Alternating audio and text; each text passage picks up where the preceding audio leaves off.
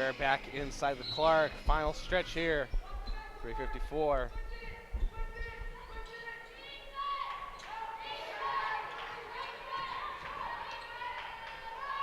It's a three. No! That ball touched every part of that rim, Gigi. Touched about half the net. Almost got to the floor, but somehow didn't count. Yeah, and hung up there for about 2 or 3 seconds. Actually, Emily McFadden just not able to convert there on that 3-point shot. Mazik. Jackson. Mazik steps into a long two and goes into the rim. That's a jump ball that will stay here. One of the men's players practice it, will come in, tap it out, and we'll reset. Now, there is a single second left on this shot clock. If the Beacons were to somehow score here, an absolute backbreaker, a dagger of all sorts. So let's see what they draw up. Trying to get Jackson, floats it, no! Rebound, that's a foul on Quinones, crashing in. Man, also, I mean, if Jelani Jackson got that shot off, how acrobatic would that have been? Didn't even touch the ground on that play, just caught it in the air and immediately put it up. I think she was even trying to draw some contact there on that play, get herself to the line.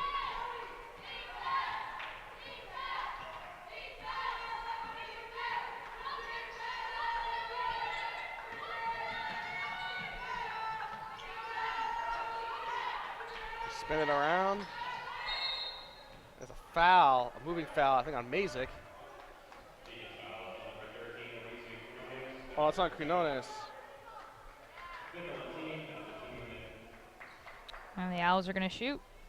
Owls shoot the rest of the way. This is the way to get back into it for them. Schliemann has a pair. She comes into the season third on her team in free throw shooting. She's at 86.7%. Team not that great from charity stripe, but she's trying to help herself there. 1 for 2. Jackson drives, gets fouled.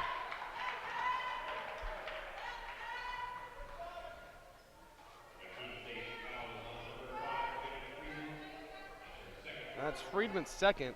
Considering how many chaotic situations Friedman has been in, it's kind of fascinating that she only has 2 fouls in this game. Yeah, I mean, she is a pest of all sorts. Yeah, she's one of those players that she'll run up and down this court like it's nothing and try to get some points on the offensive end and, you know, playing scrappy defense on the other side of the court.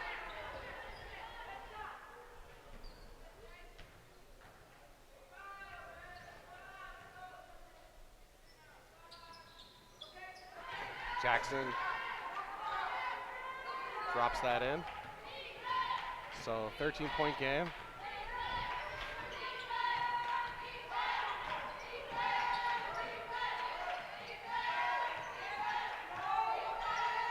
Oh, to steal by Grassi on the sideline. Big steal there. Now if you're the Beacons, take the air out of the ball. Slow it down. Take the time. Look for your shot. No need to press. And I'm pretty sure that's exactly what they're going to do. They're going to try to run it until there's about 5 on the shot clock. 8 on the shot clock inside to Williams. Count that basket. 14-point lead. And that might just about do it here for the Beacons. Just got to get this one home nice and easy.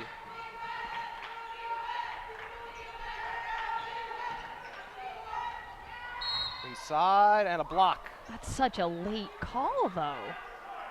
I mean, we've mentioned it time in and time out that these refs are a little bit late on the call. I mean, that was an obvious blocking foul there, so that's the right call. But just, I mean, if you're Schleiman, you're looking at him and you're like, hey, where's that call 2 or 3 seconds ago?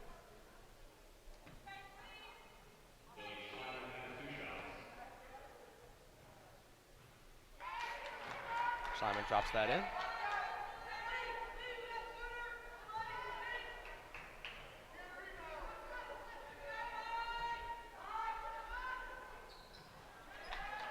Second one drops, 12-point game.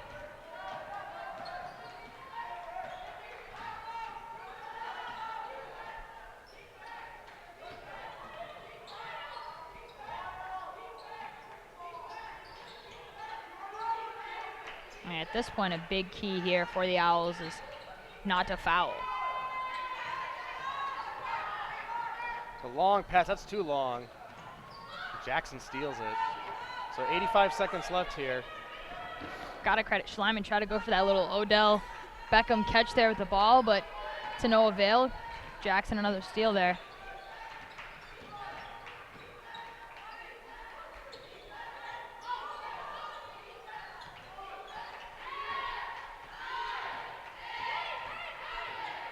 Jackson to Quinones. Pulls up. Misses. Rebound.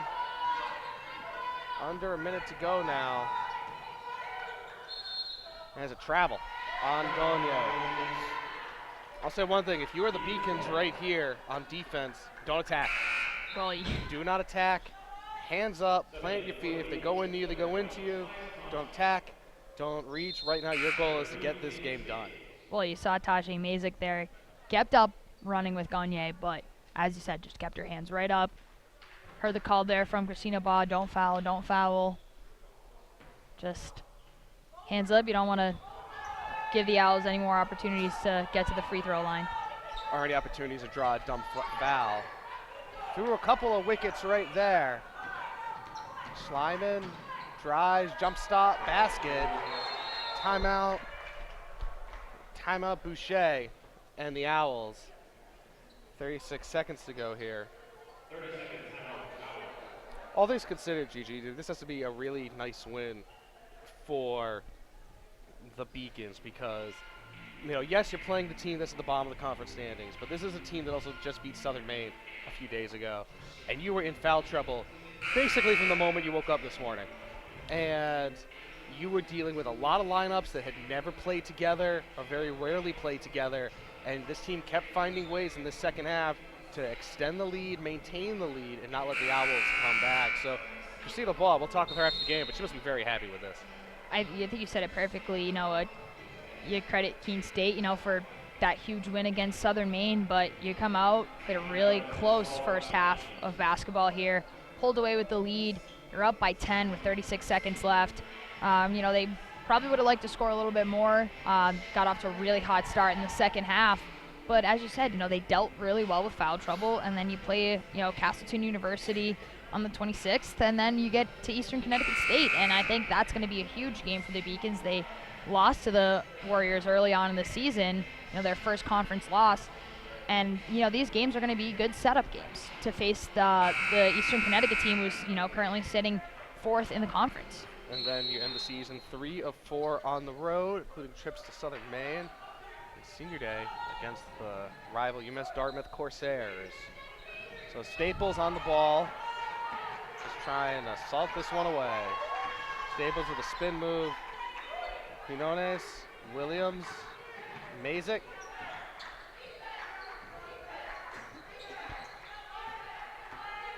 Ten on the shot clock. Quinones. They're probably just going to run this shot clock they're just down gonna the take entire shot way. clock. They'll just take it all the way out. So there's a shot clock violation with 5.7 left.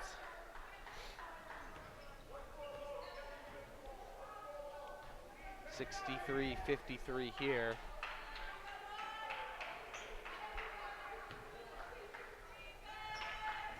Inbound to Friedman.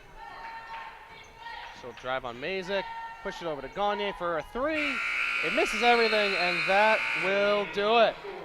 It's up to 40 minutes of basketball. Final score, UMass Boston 63, Keene State College 53. Gigi, what's your takeaway from this one? Now I think that the Beacons played much better basketball in the second half than in the first half. I will say that. Coach Baugh's got to be, you know, I think content with her team. Not sure she's, you know, 100% happy with the way that they played today, but hey, they came out with a huge win, and, you know, you got good production from your team, and, you know, Megan Gotham got to play her first game as a Beacon, scored 9 points. I mean, perfect from the field, 3 of 3 from the field, and 3 of 3 from the free throw line, and, you know, you're getting the production from your team and coming back into a game and playing a good Keene State team that really tried to hang in there in that first half. So that does it for us. We will step aside and we come back. We'll talk with Christina Baugh and take it highlights from the second half. Beacons Broadcast Network.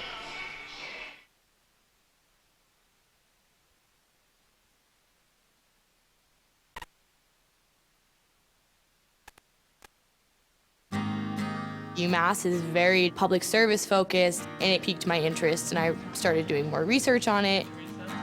I'm very focused on what can I do to make the world around me a better place. My name is Lydia Grasso. I'm a junior at UMass Boston studying sociology and minoring in human rights. Because I won the Chancellor's Scholarship at UMass, it allowed me to go to Cambodia. I was working at the Sihanouk Hospital Center of Hope. I was in the place of something horrible that had happened. I could either go home and kind of forget about that experience and kind of block it out, or I could do something so that things like that never happened again.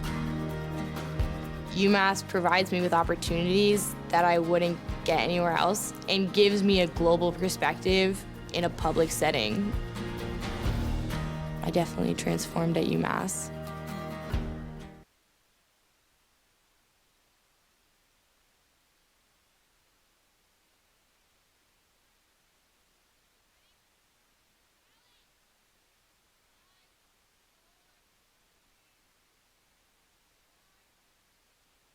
Gableson courtside with UMass Boston coach Christina Ball. Christina, what can you say about your team's performance in the second half? Kept growing the lead the whole half, which must have been nice to see.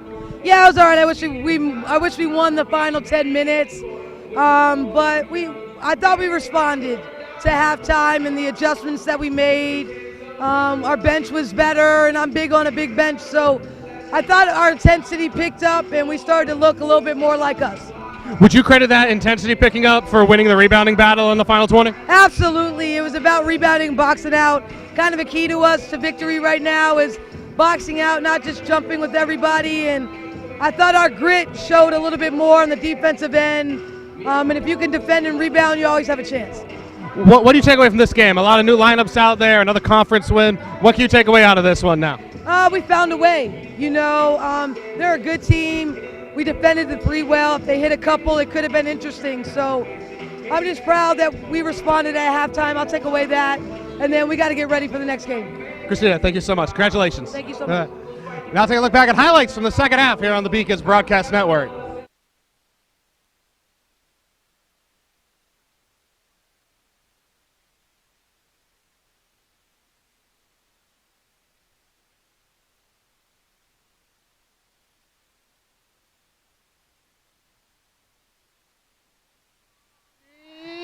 Yes! Thompson back to Mazik. Mazik to Quinones. Open from the wing. She got it. Shot clock. Out to Staples for three. Oh, it's a really bad shot. No foul called on. Up right in. Lost her shoe though, but still 2 points here for the Owls, and they need everything they can get. Inside the Schleiman at the cup. It counts. Beautiful feed from 43-38. Staples, underhand, no. Rebound to Gotham, yes. Timeout, Friedman. Friedman drives it on Jackson, over to Thutt. Thutt from 18, rattles home. She pulls up from the wing for three, good luck. Can't get it to drop, rebound to Williams. She drives on Thutt, and it counts. Shot clock, Quinones. Jackson, 3 seconds. Mazik is open. She gets the three. Hi, my name's Carl Joseph. I'm currently a criminal justice major. I'm a senior. I am from Brockton, Massachusetts. In basketball, I play small forward / power forward, and in track, I'm a high jumper. Basketball has always been my first love. The favorite part was probably our win over MIT. Like that was tremendous. I almost came to tears just from where the program has come from when I first came here to where we are now. It's just amazing, and I love it. Honestly, I was recruited for basketball. My high school coach actually emailed the track coach here, and she walked into the gym one day and it was just like, here, you, come talk to me. And I was on the track team. It really wasn't much of a choice.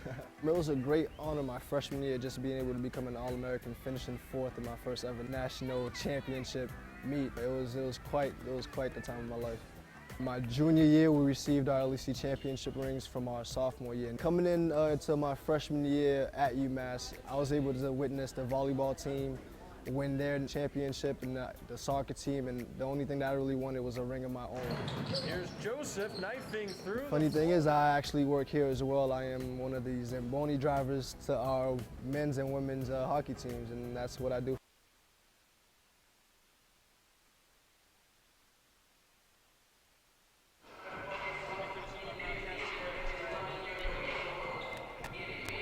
as we look to finish up our broadcast tonight here, we take a look at final stats. 50% field goal shooting for the Beacons, 39 for the Owls. That kind of tells the tale. Absolutely. And I mean, 3-point shooting, 46 to 19. I mean, that's ridiculous stats there if you look there. But again, turnovers equally high. I'm sure that both teams would want to limit that a little bit. Rebounds, Beacons came out on top in the second half, and that's what really led them to that 30-25 edge. And we take a look at team leaders now, individual team leaders here in this game. Jelani Jackson and Tajay Mazik with 14 and 12 respectively for the Beacons. Lily Schleiman, 17 for the Owls, basically what we thought it would be pregame. Yeah, it's Sammy Short's 17 last time that these two teams met. Scored 17 again tonight, but the big thing is look at the difference. I mean, your second leading scorer is Abby Felt with 9. That's a huge difference there, and I'm sure that Coach Boucher wants to close that gap there a little bit, get a little bit more production from other people on their team and not rely so heavily on Schleiman. And now we take a look at our fantastic production team. Emphasis on fantastic. Producer Seth Orensky. He's also somewhere down the scores table today. Directors Kelly Danhe and Allie Crawford. Instant replay, Alyssa DePippo. I'm Mike Abelson. She's Gigi Braga. Kyle Penny, Bree Colucci, Sarah King, and Nana Anane are our camera operators. Folks, thank you for spending a few hours with us tonight. If you look behind that graphic, we have another game coming up. Keene State, UMass Boston men's basketball. Go over to their schedule page on beaconsathletics.com. Click that live video link.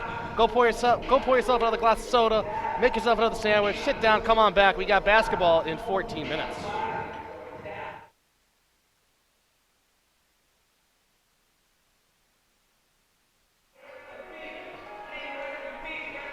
Howdy ho, friendly friends. Mike Abelson alongside Gigi Braga, high atop the Clark Athletic Center, way up high atop the Clark Athletic Center tonight for some Little East men's basketball action between the visiting Keene State College Owls from Keene, New Hampshire, and the host UMass Boston Beacons.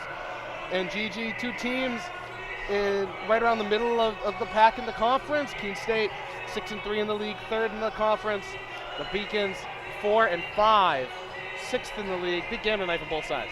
Yeah, I mean, UMass Boston coming off 54-48 loss to Western Connecticut, and on the flip side, Keene State playing a non-conference game against Colby Sawyer, beating University of Southern Maine as well. Both teams coming off of a different aspect in the Little East Conference, but this is a big game for the Beacons. Standing in 6th place, only 6 teams get into the LEC playoffs, and Keene State sitting at a comfortable 6-3, but they're chasing UMass Dartmouth and Eastern Connecticut, trying to get themselves up a little bit higher than they can. When it comes to Keene State, it begins with Ty, it ends with Nichols. 27. We take a look now at our key players to watch. 27.6 points per game. You look at his points average. He basically laps Michael Boyd, the leading scorer for the Beacons. Nichols has over 2,000 career points, currently the 3rd leading career scorer in all of Division III across the country. That's about 500 programs nationwide. He sits 2nd in points per game behind Aston Francis of Wheaton College in Illinois. Yeah. Not only that, he leads the team in rebounds at 7.4 a game and 4.8 assists per game. What can he not do? Little. He's 6th among all NCAA divisions 1, 2, and 3 men, and 7th overall in points per game. There's only one woman in NCAA that has more than 27.6 points, and he does. And he said it. He can do it all. And then to get on the flip side to a guy like Michael Boyd, who's really been a spark to this Beacons offense. He's had 5 20-plus games this season, 12 double-digit games as well. I mean, don't let the 13.4 when you're going up against a 27.6 scoring margin. I mean, yeah, it looks really shy that Michael Boyd is at 13.4, but he's a guy who can score from the 3-point line. He can drive and, leading assists per game, and, that's just the kind of guy that Michael Boyd is. So this is going to be a huge matchup to see on both sides of the court. One of the big things to watch for the Owls, they can score it like no one else. First in the conference, 84 a night. They get up into the 90s regularly. They've gotten into 100. They've had games where they get into the 80s and lose, which is the problem. Number 1 scoring offense in the league, 8th best scoring defense in the league. That's a problem for the Owls as they give up 79 points a game. Well, they allow teams to score a lot of points too, and they really just try to focus on the ability that they can outscore them, and that heavily relies on Ty Nichols and his ability to just get baskets and get to the hoop. And as you said, I think the Beacons really need to take advantage of the fact that they're, the Owls are 8th in the conference in scoring defense. If they're not going to defend you in any way, shape, or form, take it to the hoop, try to get yourself a couple of extra baskets. Yeah, this is going to be a run and gun, fun and shoot track meet tonight. I'm not against that. Yeah, me neither. I mean, I'm all for, high-paced basketball, and you're going to see a couple of good runs on both sides of the court. And as you see there on your screen, the one aspect that the Beacons do have an advantage is their rebounding margin, plus 5.5. They're going to have to take a huge advantage on these boards. And, last time that these two teams met, Keene State beating the Beacons 92-77. I mean, a 15-point stretch. Ty Nichols, 25 points, 6 rebounds, 6 assists. Michael Boyd with 20 points as well. But UMass Boston out-rebounded Keene State 46-35 in their last meeting. So, if anything, you got to get those boards back and don't let the other team, get those second chance opportunities, because that's where Keene State can really hurt you.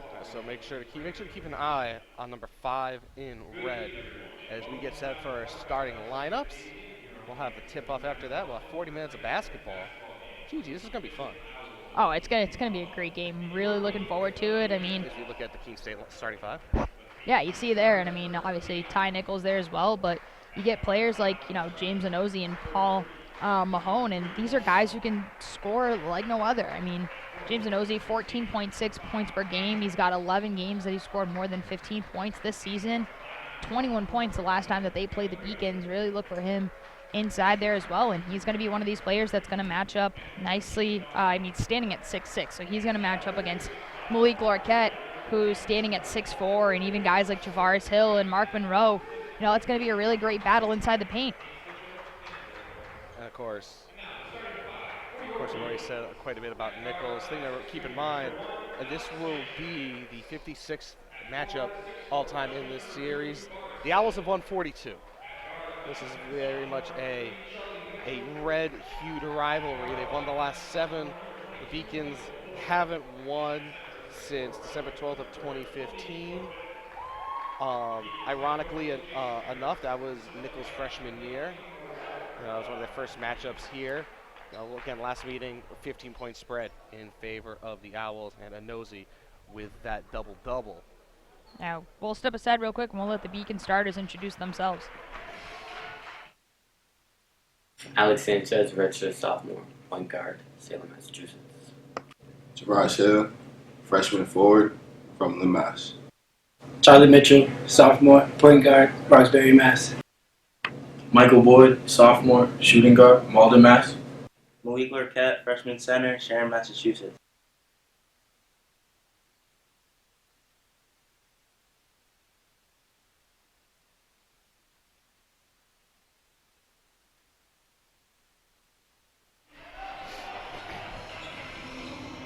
All right, we're ready to rock it. We're ready to roll it. We are ready for 40 minutes of basketball here at the Clark. And away we go. The ball is tipped to Prieto, a sophomore from Providence, Rhode Island. Great basketball city. There's the first touch for Nichols. He drives, loses it. It's going to be a foul on the floor.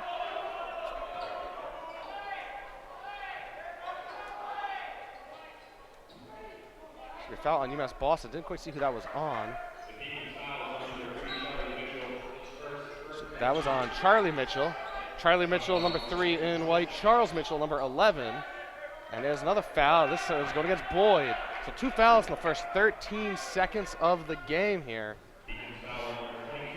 That's a category that the Beacons have struggled with day in and day out this season, is getting into foul trouble. And ball comes in up ahead to Mitchell. Mitchell drives. And he draws the foul there. That's going to go against Easy Dumwin. Going to be 2 shots. So Easy Dumwin's first. Charlie Mitchell to the line. One of 5 players from Boston proper on this Beacon squad. No help from the rim there. Mitchell misses it. And Charlie coming in shooting 70.3. Second on the team in free throws. Can't seem to knock down either one. Can't make either of them, but a rebound to Javaris Hill. 6'4" freshman to do it all for this Beacon squad. Leaves it for Boyd. Boyd leaves it for Alex Sanchez. 15 on the shot clock. Mitchell tries to drive, cuts it back. Sanchez over to Boyd, inside to Hill, and Hill tips it out of bounds. Ball to the Owls.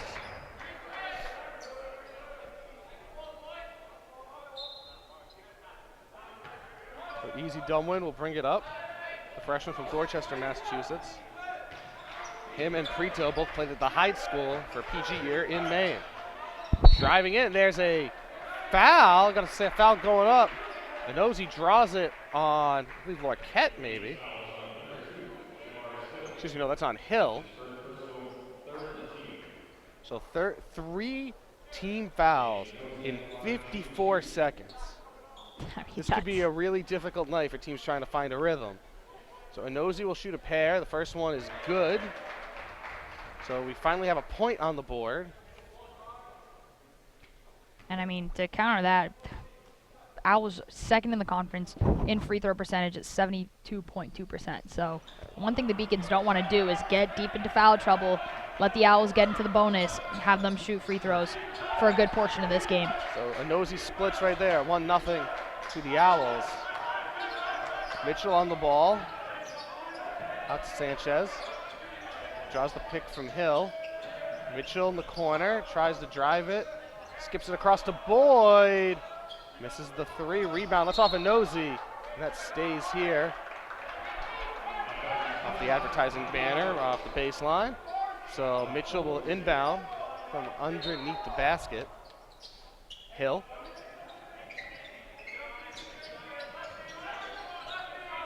Hill draws. Easy Dumwin on the assignment. Mitchell drives. Looking for contact. Can't get it, but he gets a pair. Charlie Mitchell there just going between 2 guys, getting sandwiched and still, having time to float up in the air and get his shot off. Got to credit them in that persistence. There's Nichols on the ball. Out to Prito for 3. It looks good. Oh, it's off the side of the rim. Mitchell collects. Mitchell drives, looking for something. He gets 2. How about that? Have yourself a early going here. Charlie Mitchell scoring all 4 of the Beacons' points so far. Prito on the ball, over to Mahone, into Nichols. Ball batted away by Charlie Mitchell. He draws one hell of an assignment, having to guard 5 in red. Yeah, I look to see Charlie and Michael Boyd try to switch off of Ty Nichols here and there. We're gonna be interesting to see what Coach Harris. Oh, almost a backcourt violation right there on Nichols. Almost stepped on the midline. Prito drives the lane, leaves it for Nosey. It lays it up and in. So that's 4 points for Charlie Mitchell, 3 for James Nosey. 4-3 UMass Boston. Yeah, Miguel Prito there, just great vision. I mean, drew that play out perfectly. Draws into the lane, gets a couple of Beacons to bite, leaves Nosey wide open. Just finished the job. Hill tries to drive on Easy Dumwin, spins it over. Oh, he tries to spin over Nosey. The ball comes out to Nichols. And now Boyd will pick up 5. Prito, Mahone. Long 3 from Mahone. In and out. Rebounded to Malik Larquette. Here comes Charlie. Sanchez. Oh, he has a lane to the inside. Lays it up backhand. Can't get it to go. Strong rebound for Nosey. And here comes Ty Nichols in transition. Euros it over. Floats it in. First basket of the game for Ty Nichols. So smooth there. See him out in transition. Had a 2-on-1. Decided to take it himself. And Malik Larquette's a little lucky that he didn't get a foul called on him there. Saw Ty Nichols draw a little contact on that play as well. Mitchell. Boyd inside the Larquette. Tries to spin over Nichols. And now he draws the foul. Will this go on Easy Dumwin or will this go on Nichols? It will go on Easy Dumwin. So Larquette, the freshman, goes to the line for a pair. The freshman from Sharon, Massachusetts.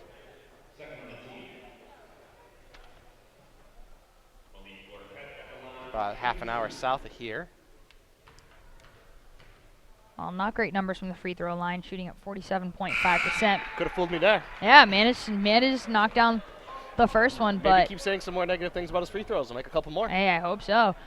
Yeah, when you get a guy like this, and this team's they've struggled shooting from the free throw line and as well from the 3-point range, but when you're a guy like Malik Lorquette and you can get to the line so often as he does, really got to make these shots count.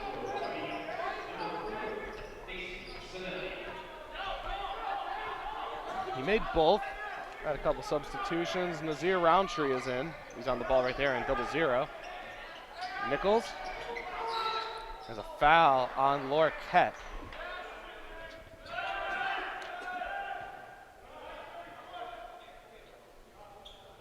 Jason Sinelli out there now as well for the Beacons, 4 in white, and he draws the Nichols assignment. Anozi draws a double, doesn't matter. It's that up and in. Sinelli.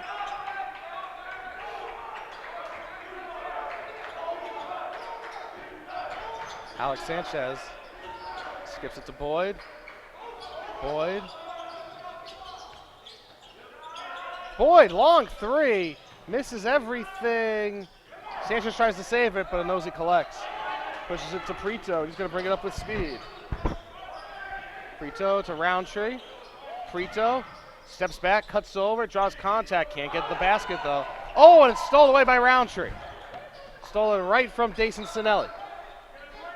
Mahone, Nichols, tries to drive on Boyd. Spins back. Roundtree. Nichols to Mahone. Mahone, no. Rebound to Sanchez. And here come the Beacons. 5 minutes gone here, 7-6 Owls. Inside, Javaris Hill gets hacked by Roundtree. And he will get a pair of free throws.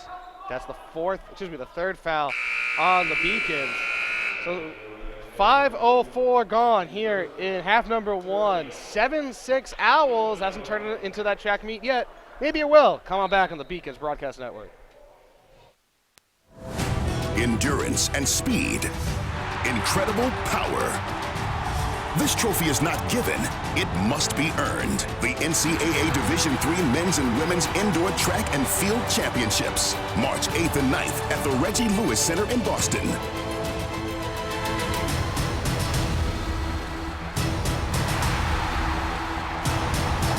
Visit ncaa.com/tickets to secure your seats today.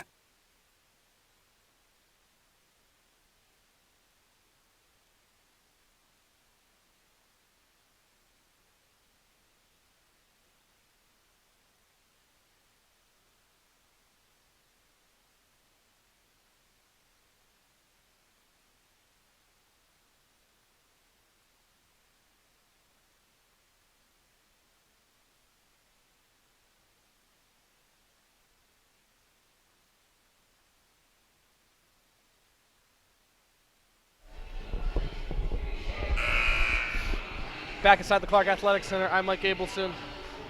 And I believe you're Gigi Bravo? That's me. Gigi Braga. I should say that correctly. It's all right. If you're like Seth Orensky, you say Braga. Braga? How? We can't say anything bad about our To each their own. To each their own. Well, next time he says that, you should say, thank you for incorrecting me, but this is what it is. So Javaris Hill at the line. First one goes in. That ball was spinning horizontally, but it found a way to drop.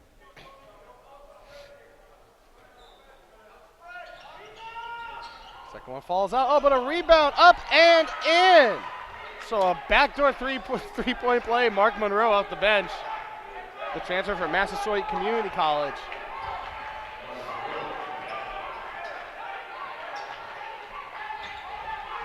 Nichols. Across to Prito. Prito drives over to Tony Harris. He's on the line. He was very far out of bounds there. Half of his foot was on. Yeah, he just wasn't conscious about that. Had no idea where he was on the court. And to that, turnover to the Beacons ball. So Michael Boyd, Ty Nichols, there's the matchup. We were talking about pre-game. Boyd's going to drive it, leaves it for Monroe. Boyd takes a dip. Monroe gets the basket, gets the foul. gets to the free throw line. Beacons up 4 as they're starting to find a rhythm here. That foul goes against Prito.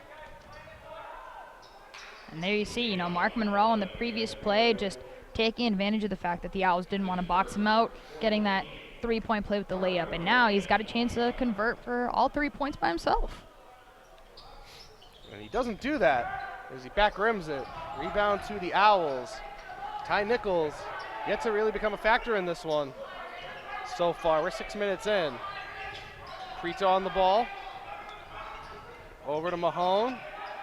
Nichols in the corner, draws Sinelli defensively.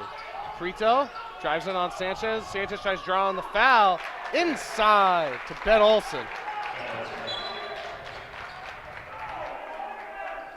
The Owls doing a great job of moving the ball around, but saw there on that play. I'm not really sure Ben Olsen expected that ball to come to him. A little bit hard of a pass right at his face, but he still manages to get a hold of it and convert and get 2 points for his team.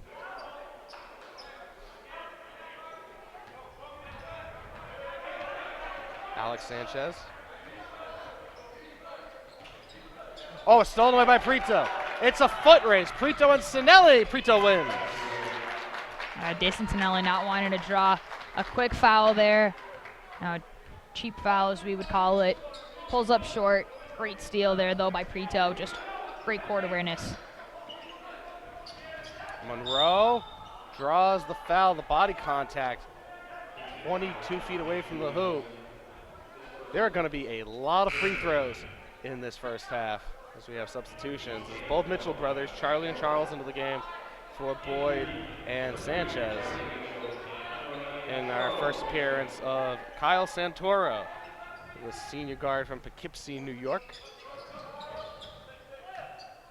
It's Harris guarding the Mitchell brothers. There's Charles.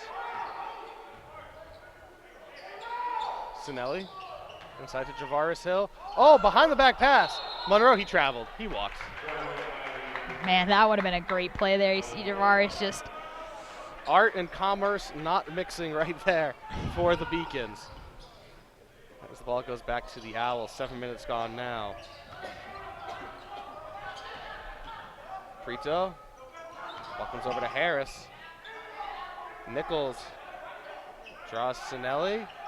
Gets a pick, has some space, floats it, makes it. He's just that good. Really had no business making that shot, but it goes in. He has 4. Yeah, how about that? Looking for the pass, didn't find anyone, says, hey, it's all right, I'll do it myself. Charles Mitchell spins it back. Monroe from the free throw line. He drives it himself. That's going to be what's the foul here? It's going to be a defensive foul. And the foul is going to go against Prito. That's Prito's second, 6th on the team. Coach Keene is not happy about that whatsoever. No, he is not. However, this is the 16th foul on the Owls, which means, considering this is a shooting foul, the rest of the half, all 12:27 of this half, the Beacons will be shooting. Yeah, the question is will they be able to convert on that? And to no avail, the Beacons also have 4 fouls already, so they get a couple more at the edge, and it's really going to slow this game down. So Monroe has one more. He makes that one, so it's a 1-point game now, 13-12. Nichols.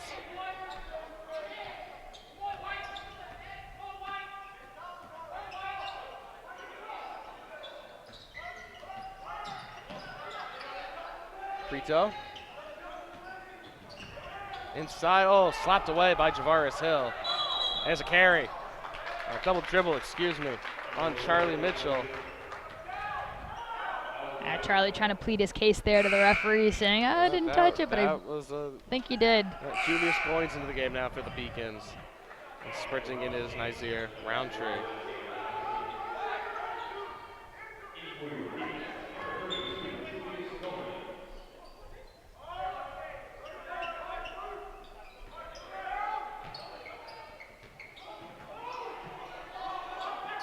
Prito looking for a foul, not getting anything. Nichols on the ball, draws the double. Roundtree. Santoro, he got it. Big three for Santoro. Now Charlie Mitchell pushes it back up. It's a 4-point lead for the Owls. Mitchell pulls up for long two, misses it, out of bounds. Owl ball, and that will take us to a timeout. So with 11:35 to go here in half number one, Keene 16, Beacons 12 on the Beacons Broadcast Network. The University of Massachusetts Boston. It's just minutes from downtown, and the Princeton Review calls it one of the best values in the country. A nationally recognized institution of academic excellence and research, UMass Boston offers more than 150 undergraduate and graduate programs, 16 Division III sports, and more than 100 student organizations. To learn more about the opportunities waiting for you at UMass Boston, visit in person or online. UMass Boston, a research university with a teaching soul.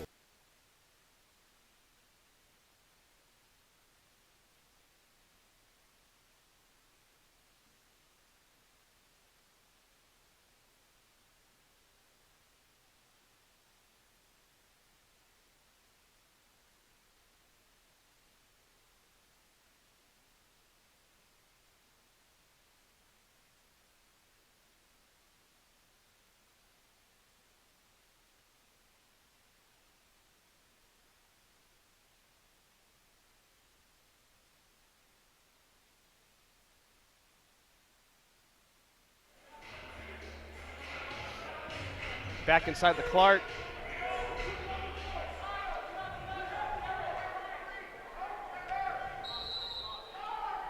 Roundtree pushes it in. First time seeing Jarek Chichone, the freshman from Springfield, Massachusetts.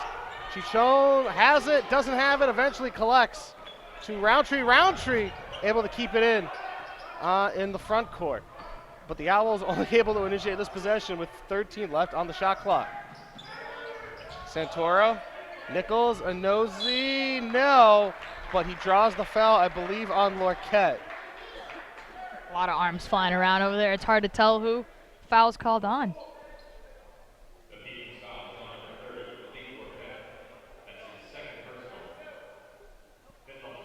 Yeah, that'll be 2 on Lorquette, so 2 quick ones for him right there. That's 3 of 3 from the line for James Anozi.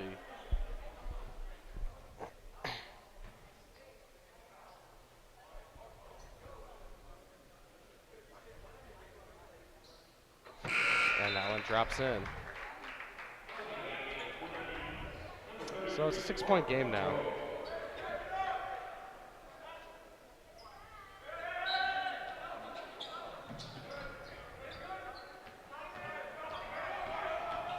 Charlie Mitchell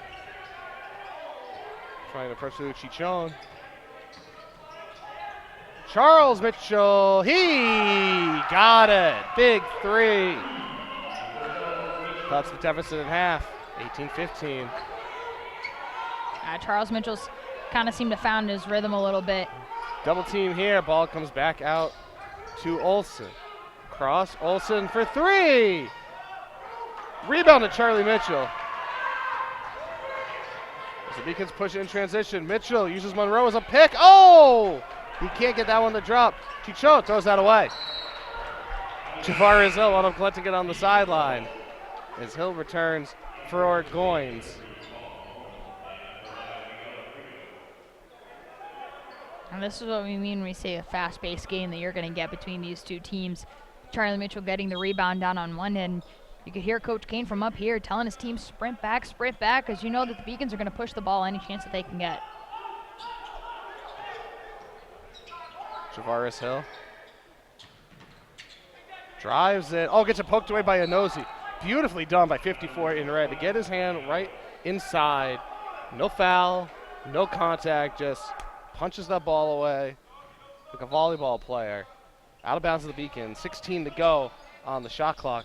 Charlie inbounds it to Charles, who brings it all the way out to the logo to reset the possession. 10 on the shot clock, 10 left in the half. Monroe had to pick up his dribble. Charlie Mitchell with it, 5 to shoot. He's got to do something. Crosses up Anozi, floats it off the glass. Can't get it to go. Nichols long bounce pass to Mahone. And that was a practice play, but the Beacons aren't messing around as they immediately bring it back up the court. And it's an off-ball foul on the floor on Anozi.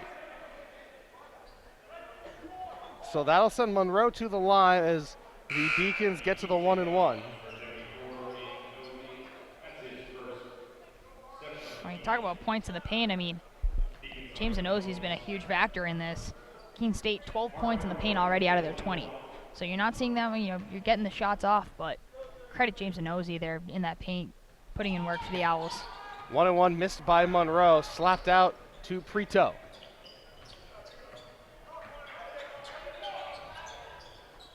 Mahone, entry pass to Nichols. Nichols, goes right over Charlie Mitchell. He is just that good. 6 points for Nichols, 7-point spread for the Owls with 9:20 to go here in half number 1. He doesn't need that much space either. You saw him just a quick move, gets Charlie to bite, comes right back up to contest the shot, but too late for Nichols. He already drained it. Nichols played on the Springfield-Putnam team. They made 2 state championship games in Massachusetts and won 1 state title. And the one they lost to Catholic Memorial featured several Division I players. But Putnam may have been the best of the bunch. Ball out of bounds to the Owls. To finish up his last high school game, Ty Nichols drew the assignment of Kellen Grady, now the leading scorer in the Atlantic 10 with Davidson College down in South Carolina. As we said about Nichols, over 2,000 points. They're actually at 2,050 now. Came in with 2,044. He has 6 tonight. Yeah, he's already got 500 points already in a season. And a couple of guys, go all 4 years scoring 500 points, and he does it in 1 season. Almost 2/3 of a season. Big 3 by Mahone on the wing from Preto. Preto flexing to his bench. He deserves it. He's been having a great game so far. Yeah, Mahone shooting 50% from beyond the arc and showing it right there. I mean, he's not afraid to take that shot from anywhere beyond the arc. Mitchell over a nosy. That's short. Tipped out. Easy Dumlin collects. Over to Preto. Catches him right in stride. Preto goes by a couple people. No one came by to defend. Timeout. Beacons. Jason Harris takes the timeout. Beacons take the timeout. We'll take the timeout with them. 8:14 to go. The lead has exploded to a 12-point game, 27-15 on the Beacons Broadcast Network. Celebrate the soggy shoes and the slow starts. Celebrate the lessons learned along the way.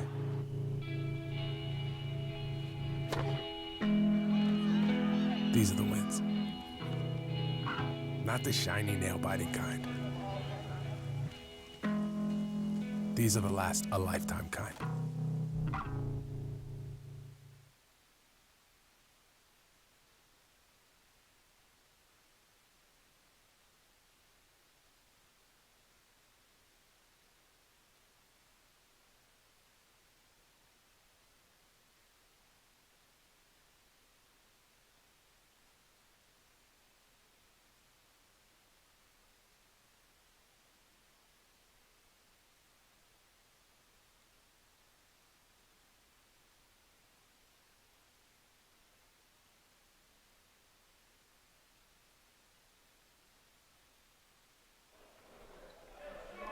We return to the world of basketball here as Alex Sanchez brings the ball up the court for the Beacons. He gets set to wind with 8 minutes left in the first half.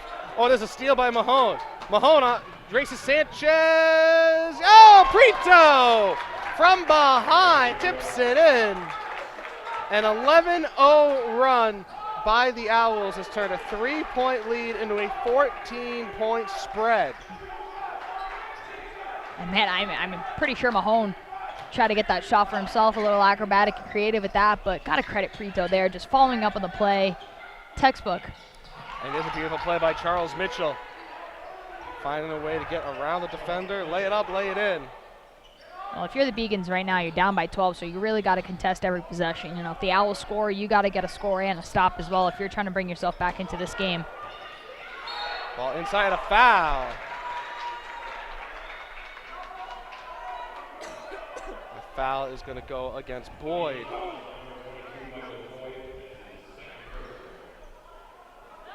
That's his second personal. 6 on the team, so 1 more.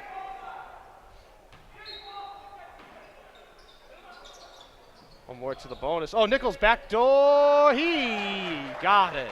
Prito with yet another assist. Prito's having himself a great game so far in the facilitation of this Keene State College offense. Well, 6 points, 4 assists, 3 rebounds as well, putting together a pretty well-rounded night. Oh, and there's a takeaway by the Owls. Ty Nichols with it. Nichols drives on Sinelli, but he can't kiss it off the box. So Sinelli drives it through easy Dumwin and draws the foul. An easy Dumwin. And that'll be a 1-and-1. That gets Coach Kane fired up. Seeing there, knew that he didn't want to foul. I mean, that's a silly foul there on easy Dumwin as well. But it's 50 feet from the bucket. That's the problem with it. But at the same time, if he pokes that away and collects a steal for Nichols, then it's a good play. So you kind of have to balance. It's the opportunity cost. Absolutely. Absolutely. So it'll be Daisy Sinelli shooting 1-and-1.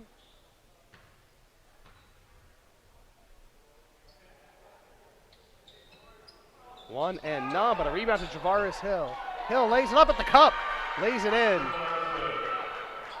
Great move there by Javaris Hill, just recognizing he was one-on-one there, get him to bite one way, spin the other, and lay it right back in. Ball inside to Enosi. Enosi loses it, gets it back, goes right over Hill, gets that basket right back. 33-19 to the Owls. 6:25 to go here. Well, the Beacons, as soon as Enosi gets the ball, they're trying to double team him in the paint. And there's a 3 by Sanchez, misses off Enosi, out of bounds. They'll stay here. Charlie Mitchell back in now.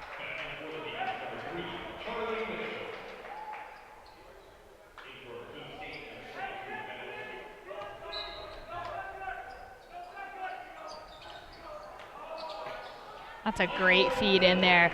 Charlie Mitchell to Michael Boyd just to get 2 easy points. And again, that's where Michael Boyd just inserts himself, finds a way to get into the scoring rotation. Brito drives the lane, misses, rebound. That's Sinelli pushing it up the court over to Mitchell. Mitchell steps back, sends it back out to Boyd. They move it around to Charles Mitchell now. 20 on the shot clock. Mitchell for 3. That's short. Rebounded to Olsen. And Ty Nichols will slow it down and bring it up.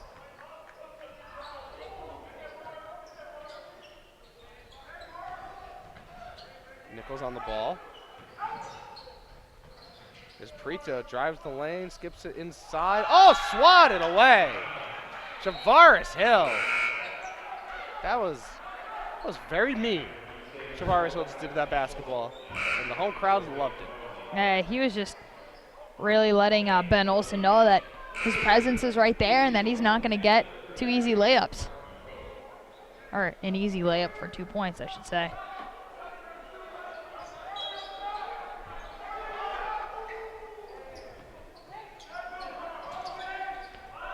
Nichols, long 3.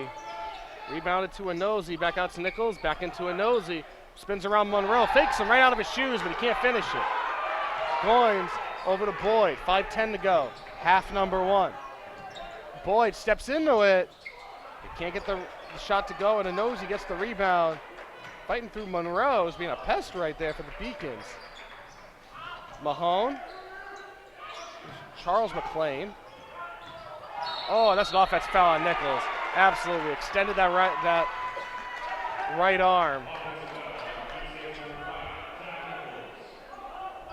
Trying to do just a little too much there. Didn't need to create that much separation. Not that early in the shot clock. Yeah, especially not that early in the shot clock. But again, Javaris Hill maybe adding a little bit of being a little actor there. But like you said, definitely got the extension. It's a great call.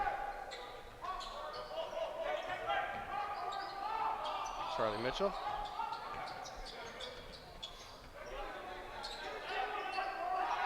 Monroe underneath. Oh, picks up the dribble, tries to dump it to Hill. There's no third person helping. Mitchell and Boyd are just standing around. The Owls swarm, they get the ball. Mahone, McLean, swatted by Goins. Rebound to Mitchell, up to Boyd. Up and down they go. Julius Goins almost walked into Monroe.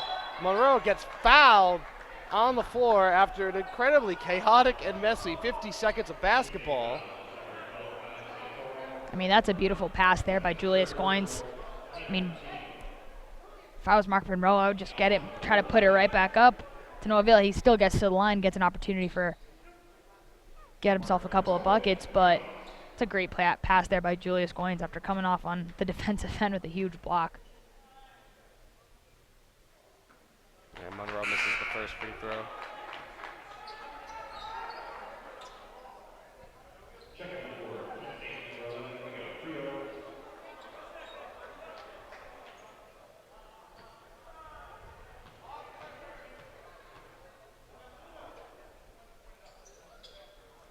Monroe misses both.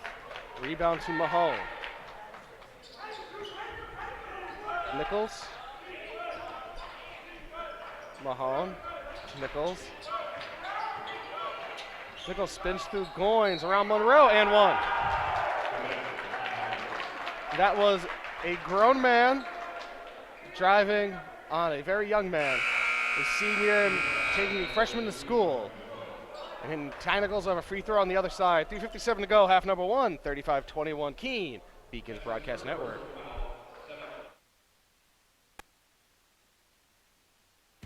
Something I discovered in myself is that if I have a goal, then I can accomplish it.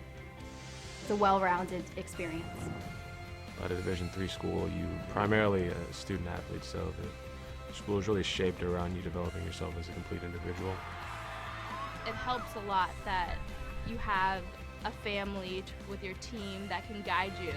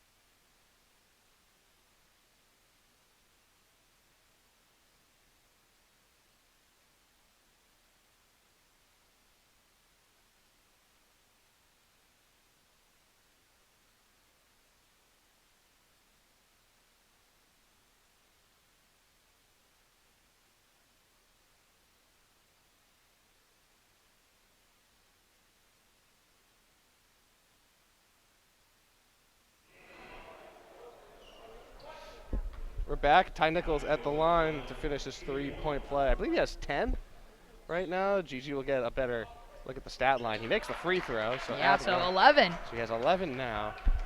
Almost quietly.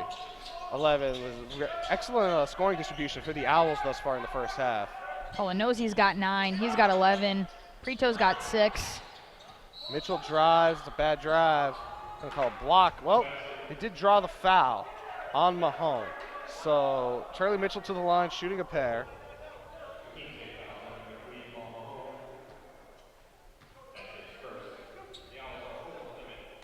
Charlie's got 4. He's second on the team with his 70.3 free throw percentage.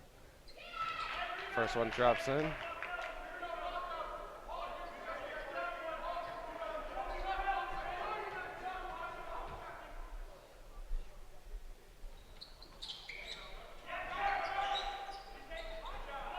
This is the second one.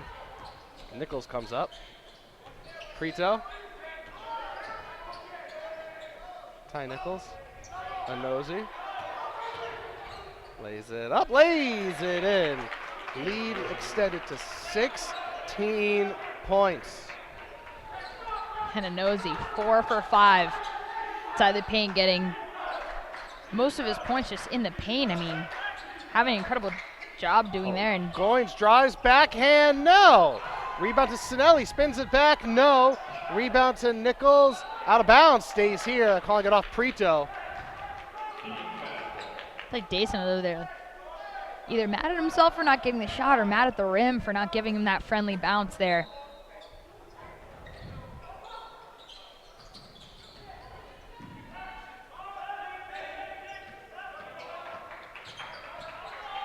Mitchell gets it to drop. Finally a basket.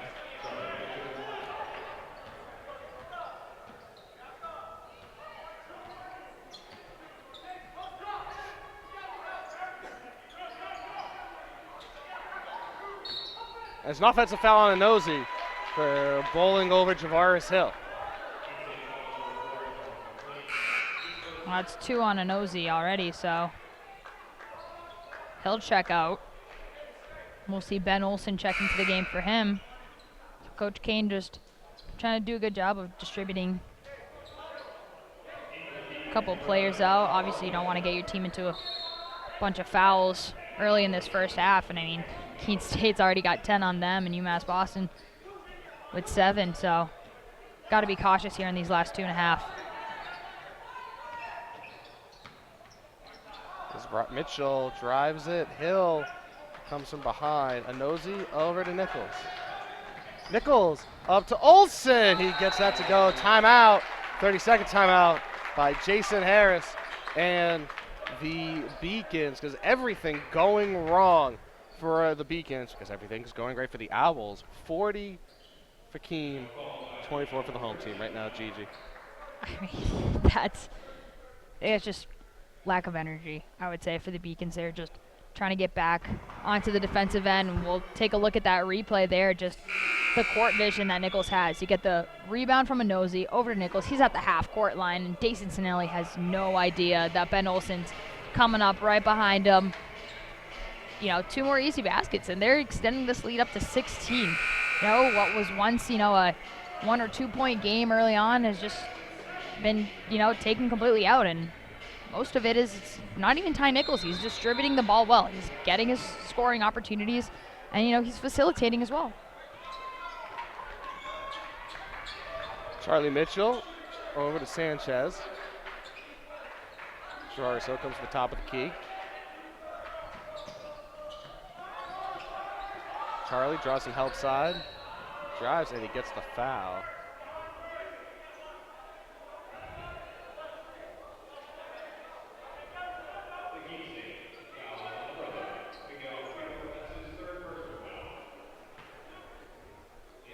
How about that? Brito's got 3.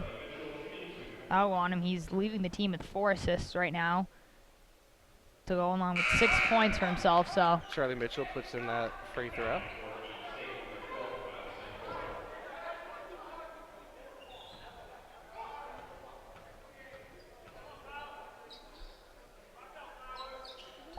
Second one drops in as well. I believe that's the first time Beacon may have made both free throws in a 2-shot series.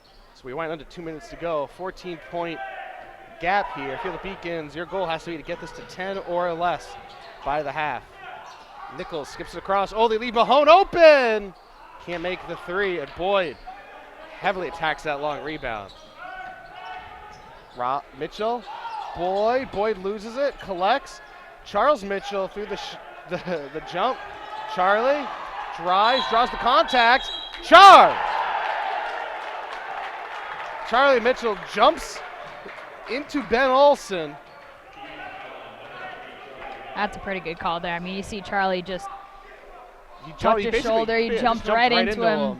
You can see what he was trying to do, but it was a little too telegraphed.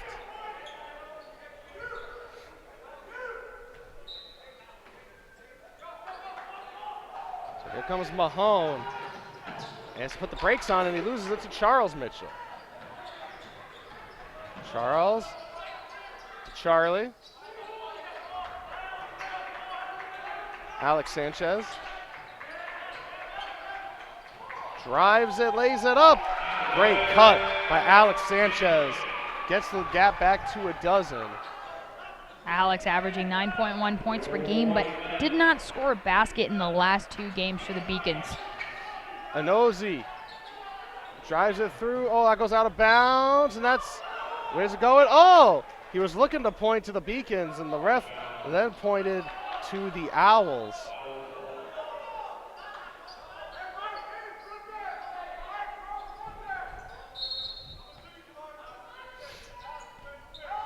Ball into Santoro, poked away, out of bounds, stays here. They get 3 seconds off the shot clock. Harris is going to come back in for the last minute. He will replace Olsen. Harris, 6'4" freshman from Canton, Mass. Nichols. Oh, just blows right past Charlie Mitchell. Gets by Boyd. Tries to get his rebound, but knows he gets it. Lays that up and in. So we are back to 14. Well, James Inozie making a case for himself. Last time these two teams met, he had 21 points and 10 rebounds. I mean, shoot, right now he's got 13 and 6. So still 20 minutes left in this game as well. And a blocking foul called on Inozie as Mitchell draws the foul.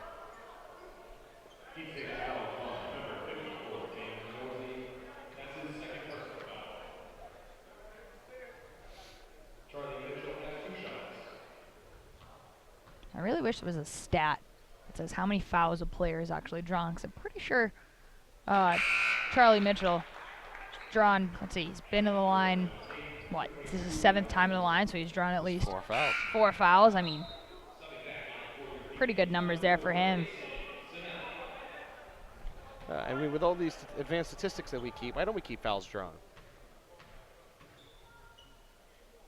It's a very good question. I mean, He makes both, but the Owls will have the final say. If this half thus far has been any indication, it'll end with Mahone or Nichols hitting a 3 right at the buzzer of this half. So 15 seconds to go. Nichols has to get over the midline. Skips it across to Santoro. Eventually comes back to Nichols. Drives over. Cuts back. Nichols for 3. Misses. Boyd collects. And that does it for the first half. So at halftime, Keene State 42, UMass Boston 33. We'll step aside real quick and we'll be back with UMass Boston head coach Jason Harris.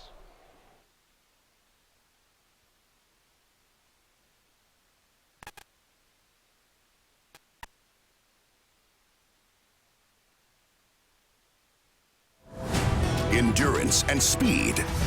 Incredible power.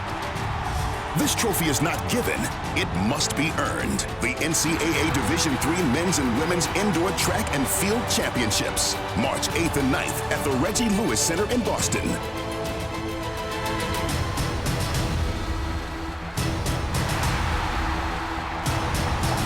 Visit ncaa.com/tickets to secure your seats today.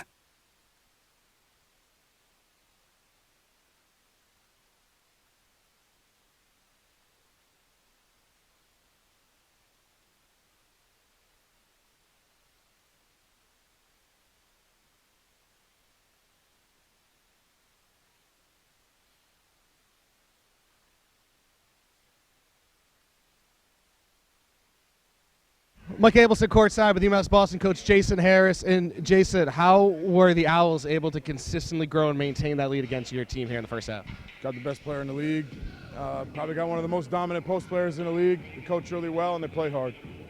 What can you do in the second half? It seemed like, missed free throws, missed rebounding opportunities, a little bit of poor shot selection kind of hurt you in that first half. What can you change? You nailed it right there, man. I mean, it's focus at the free throw line, take better shots, don't turn the ball over, and I think we're going to have to run. So I think we're going to have to try to play fast.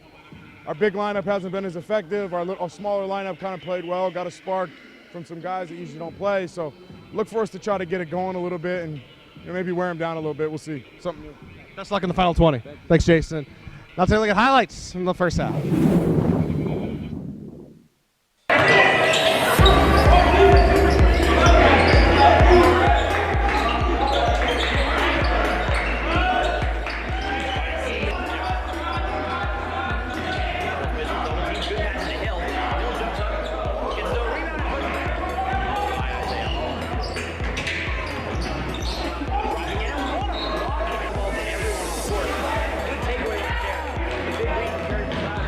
Get 2.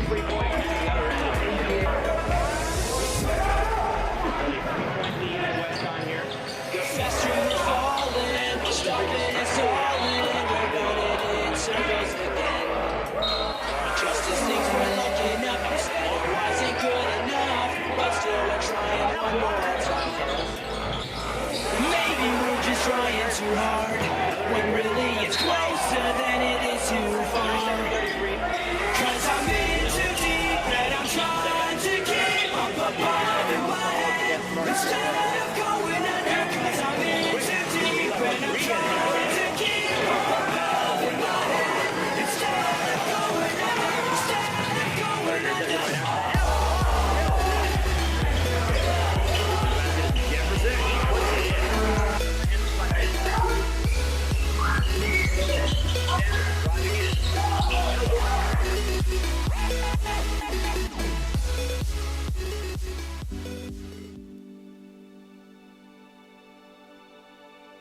What separates UMass Boston from other schools is the fact that a large percentage of students commute. For me, it takes 2 hours each day to go to and from school, but every second has been worth it because the students that come here are serious about learning, they value their education, and understand where it'll take them in the future. This is what UMass Boston means to me. UMass Boston was my first choice because when I came to the campus, I saw that there was a lot of diversity, there's a lot of people. Here there is a lot of international students, so it's really cool to meet people from different countries, different parts of the world. I'm Julia Murphy, I'm from Canton, Massachusetts. I'm Olivia Murphy, I'm from Canton, Massachusetts. We're sisters. We're sisters. I play volleyball and she plays basketball. Here they have a freshman success community. So each major has their own community that you can join as a freshman, and you take classes with them, you do study groups with them. So it was really helpful getting to know people in your major right away. So in health exercise sciences, we have an internship at the end, so it's so much better to have like an advisor helping you out, like telling you which classes to choose.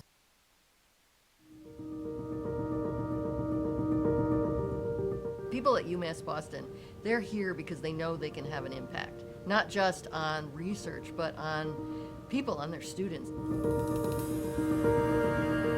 This is just a starting point. It only has potential to grow, and it has a big potential to grow up. You're really having a direct impact on people's lives, and you can see that now, and you can see that years from now. So I think it's becoming like the place that people want to go. What UMass Boston is able to offer to its young people, it certainly stands out to that mission that was set right out in the beginning. It's something UMass Boston should be and can be very proud about.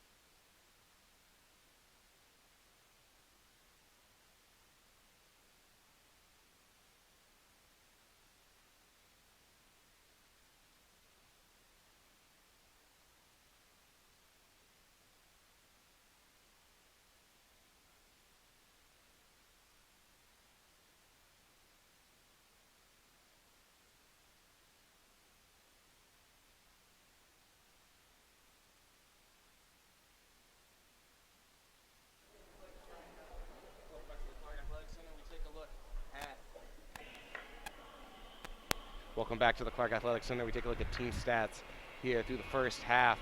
And Gigi, what stands out to you here so far? I mean, free throws shooting 80 against 47. That's huge. Turnovers as well, 8 and 3. And especially when you're talking about turnovers, you talk about the points off of turnovers. Keene State scored 13 points off their turnovers to UMass Boston's 4. Also, don't forget 28 points in the paint for the Owls, just 18 at the Beacons. Yeah, exactly. And I think that the Beacons, as you heard Coach Harris say there, they got to start converting a little bit more on free throws, and they got to run a little better. It's going to be a fast-paced game, and I think that's exactly nailed it on the head right there. He said it perfectly. And we will take a look now at the individual leaders here through the first half. A lot of James Nosey, a lot of Ty Nichols on that Keene State side. Nosey leading the game with 13 points. Charlie Mitchell with 11. Next highest leading scorer, though, for the Beacons only has 5. Yeah, and that's what we saw in the Keene State women's game. A huge 12-point difference between their leading score and their secondary scoring, and you see that same thing here for the Beacons.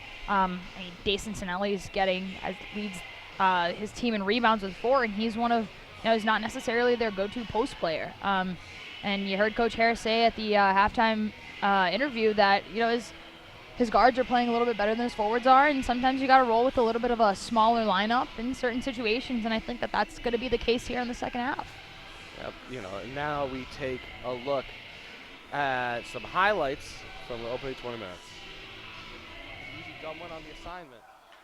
Mitchell drives, looking for contact, can't get it, but he gets a pair. Mitchell collects.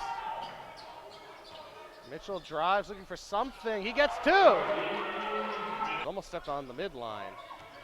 Prito drives the lane, leaves it for Nosey. He lays it up and in. So that we were talking about pre-game. Boyd's gonna drive it, leaves it for Monroe. Boyd takes a dip. Monroe, get! Oh, it's stolen away by Prito. It's a foot race. Prito and Sinelli. Prito wins. Dason Sinelli. Sinelli inside to Javaris Hill. Oh, behind the back pass. Monroe, he traveled. He walks. Man, that would have been a great. Sinelli gets a pick, has some space, floats it, makes it. He's just that good. Looking for a foul, not getting anything. Nichols on the ball, draws the double. Roundtree. Santoro, he got it. Charles Mitchell, he got it. Floats it off the glass, can't get it to go. Nichols long bounce pass to Mahone. And that was Mahone. Entry pass to Nichols. Nichols, goes right over Charlie Mitchell. He is just that. Minutes left in the first half. Oh, there's a steal by Mahone. Mahone races Sanchez. Oh, Prito! 1 and none, but a rebound to Javaris Hill. Hill lays it up at the cup, lays it in. As Prito drives the lane, skips it inside. Oh, swatted away. All right, Nosey over to Nichols. Nichols up to Olsen. He gets that to go. Timeout. 30 seconds.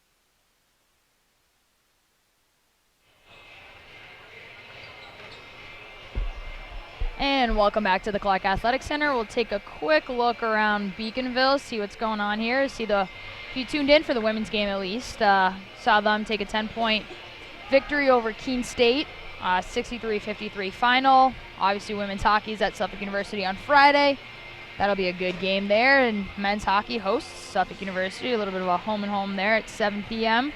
And the track and field team heads to, I believe it's now Tufts University rather than Boston University. A little switch there on Saturday for the John Terrier Classic. And that's pretty much all we got going around. Winter season's trying to wrap up here. And take a quick look around the LEC as well. Let's take a look at some scores around the league. UMass Dartmouth leads Southern Maine 40. Excuse me. Is that a final? No, that is a halftime score. Halftime score, yep. UMass Dartmouth leads Southern Maine 44-32. Western Connecticut up 48-33 on Castleton at the half. And in a close one, Rick leads Plymouth State 34-30. And we'll see what entails for the Beacons coming up ahead here.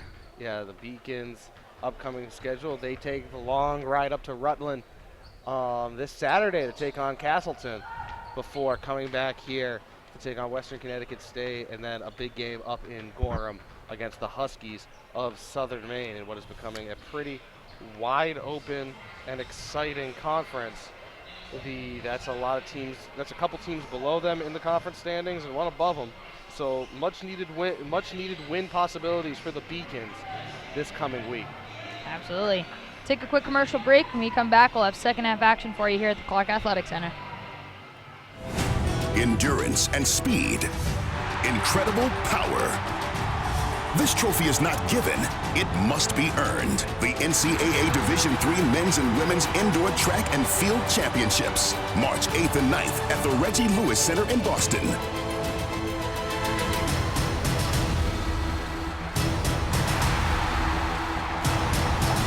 Visit ncaa.com/tickets to secure your seats today. I'm a Division III student athlete, and I know how powerful words can be. The term gay doesn't mean stupid, lame, or less than. So I pledge to speak up if I hear the term gay used in a derogatory way or any other homophobic terms. If you can play in Division III. I'm a Division III student athlete, and my teammates unconditionally accepted me as part of their family. So now I pledge to do the same for others. If you can play in Division III.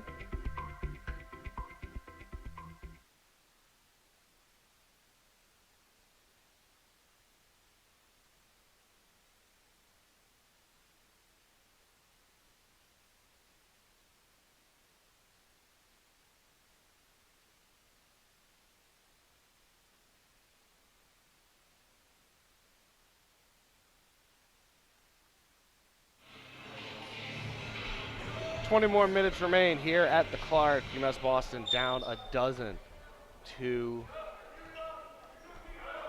Keene State. Charlie Mitchell, Javaris Hill.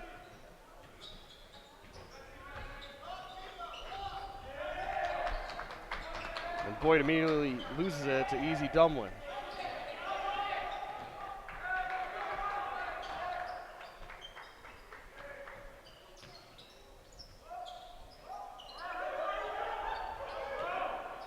Mahone. Easy Dumlin inside to Nosey. Nosey spins around, goes up and under. Can't get the rebound. Here comes Charles. Leaves it for Charlie. Michael Boyd. Jason Sinelli for three. They need it. They got it. Big three for Sinelli. Cuts it back to single digits. It's a 9-point game now. Second best three-point shooter on this Beacons team, and now a team that struggles shooting from beyond the arc. It's a confidence booster there for Sinelli. And there's a nosy, can't get it to drop. Here comes Charles, almost loses it on Easy Dumlin. Bad shot attempt. Ty Nichols, easy rebound.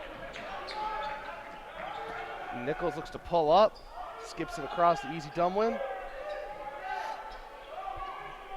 Mahone, a nosy. Ball, hand on ball right there by Boyd.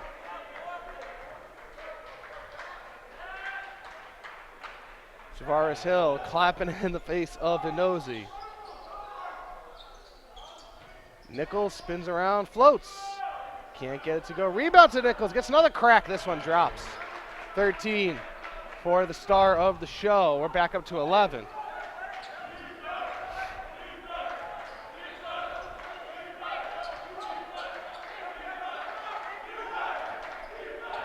Javaris Hill tries to get past Nosey, spins by him, but he can't finish at the cup.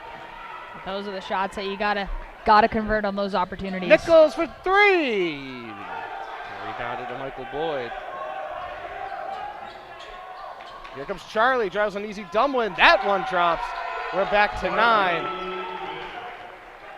And Charlie just adding to his 11 points already tonight, leading his team and just showing why. That's that to Nosey. Nosey gets pickpocketed by Michael Boyd on the backside. Boyd tries to drive by Nichols. Jason Harris said they had to go faster, and the Beacons certainly are. Snelly leaves it for Charlie. No! That would have been a massive three. Would have brought the home crowd right back into it. But rebounded by Prito. Easy Dumlin shakes Mitchell. Tries to step back. Entry pass to Nosey. Nosey gets hacked away by Javaris Hill. The big man goes back to the line to shoot 2. And you saw Coach Harris there trying to get his guards to get a hand in there on the pass to Inozi. You don't want to leave him one-on-one, because in that situation, he's either going to end up drawing the foul or he's going to get the basket.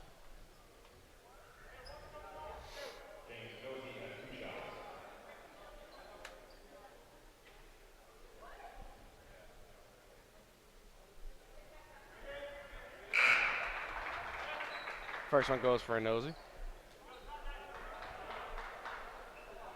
And Inozi is a guy who's going to make you pay for putting him at the charity stripe. I mean, 70% overall from the free throw line, and tonight he's already 5 of 6. Takes his time. A lot of backspin on the shot. Very well done. He knows how to play that position and play it well. He steps off for Olsen.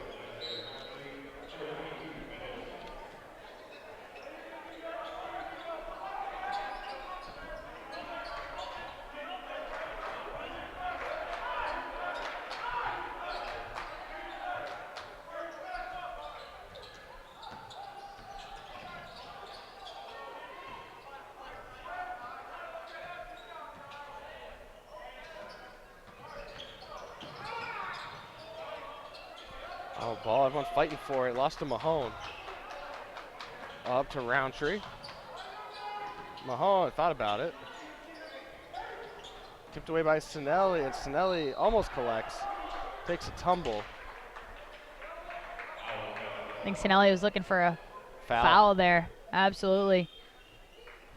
Didn't get one called in. Hey, compared to the first half when you had 5 total fouls already with 4 minutes left. 4 minutes into it. Obviously, you don't want to jinx it, but. So Javariso comes off, Monroe comes on. Ball into Nichols.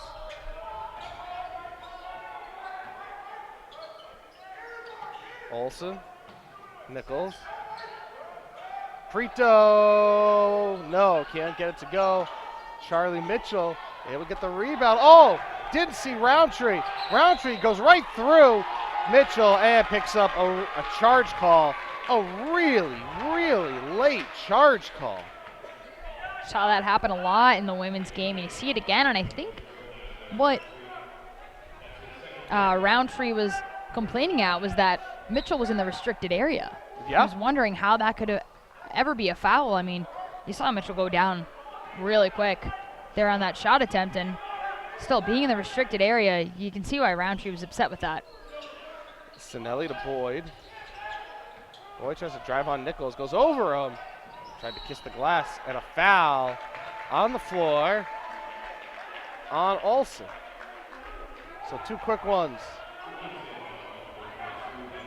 on the Owls right there. Sinelli. And offensive foul right there. It's going to be an offensive foul on Monroe, which takes us to our first timeout of the second half. Keene 46, Beacons 35. You're watching the Beacons Broadcast Network.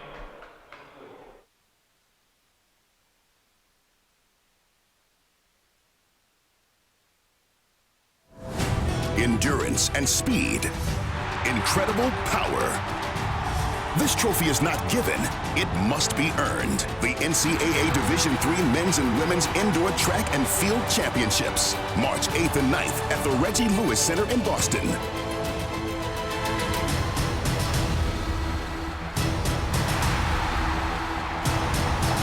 Visit ncaa.com/tickets to secure your seats today.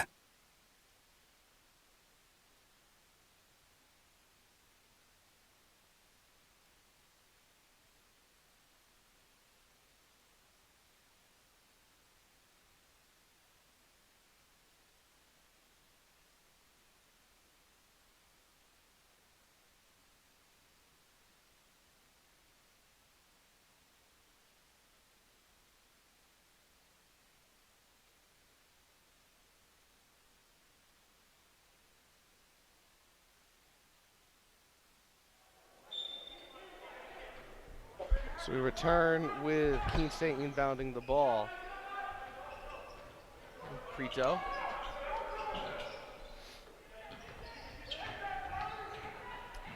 Nice drive by Roundtree and a block right there. Goes against Charles Mitchell. And Roundtree will shoot a pair.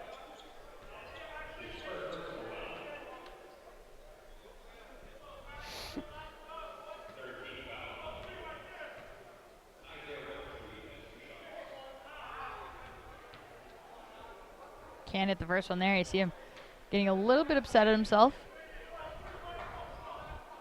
Trying to get his first points of the game. He's already got 2 fouls on him as well. Can't hit the second as well. Beacons get lucky. Rebound to Mitchell. Over to Charles. Yeah, bad idea on that entry pass, but Sinelli, great shot fake to Deke Roundtree. Loses it, but Charlie collects. Boyd. Boy, everyone futzing over, ball on the ground. That's a jump. Really late jump call. And I'll go to the Owls. A little jawing happening there between a couple of players. I mean, hey, it's basketball. You're going to get physical. It's going to happen. Refs trying to keep it clean. And nonetheless, possession remains with the Owls.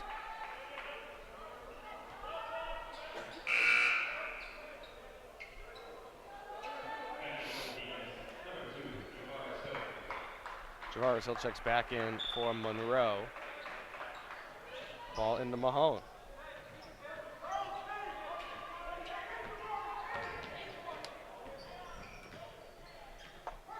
Olsen. Crito. Crito takes it all the way over to Nichols for 3, and he misses. Boyd steps into one. Then they got tipped. Either way, hits the front of the rim. Nichols will bring it back himself. Nichols goes through everyone, gets the contact on Hill, and the senior gets to the line. It'll be 4th foul on the Beacons. It's 3rd on Hill, and Nichols will shoot 2. And Nichols just his ability to just dribble through anyone and everyone and still get up and draw the contact there. I mean, that's great expertise by the senior.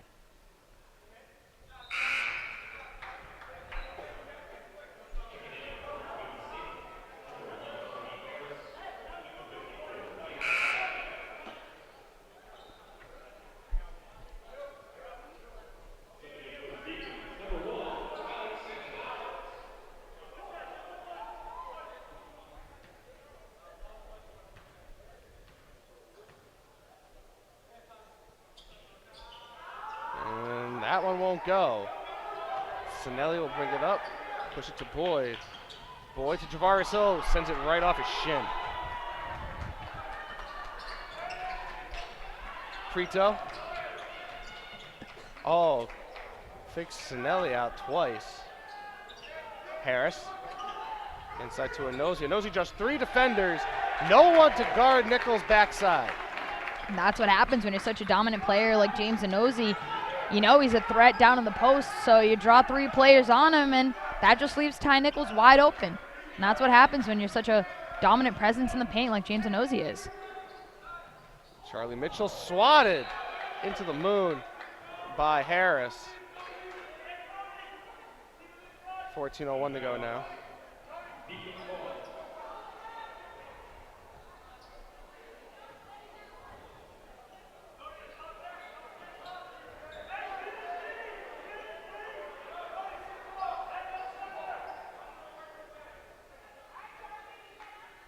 Getting a little bit of a stoppage here. I think the Beacons bench might have gotten a warning or something.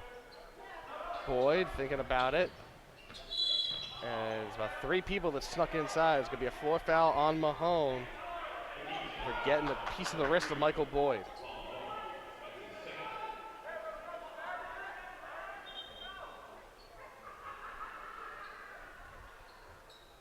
That's 2 on Mahone already, so. Inside to Sinelli, gets that to go.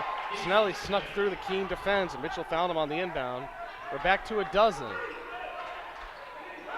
The Beacons unable to get it closer than 9. Anozi, no, looks it over to Harris. Short on the 3, but he gets a long rebound. Anozi inside to Harris. Nichols drives it on Boy over Sinelli. We're back to 14. Well, the Beacons have the edge when it comes to rebounding, 29-25. But man, the points in the paint, 32-22 in favor of the Owls. And you see right there why. Alex Sanchez underhands it, gets punched out, and that goes the other way. Easy Dumlin and Santoro check back in.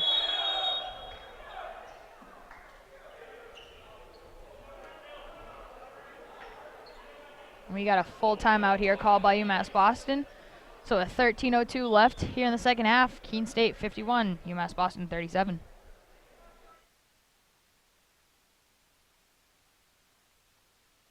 Division III allows you to give yourself to other things. Having that free time allows me to pursue the things that I want to pursue. Division III athletics affords students the opportunity to, engage in the other interests in their campus and in their lives outside of that sport. It allows you to just be able to do everything you want to do. I wouldn't change it for the world.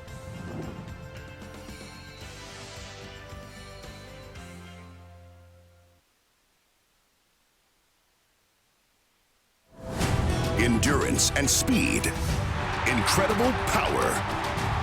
This trophy is not given, it must be earned. The NCAA Division III Men's and Women's Indoor Track and Field Championships, March 8th and 9th at the Reggie Lewis Center in Boston.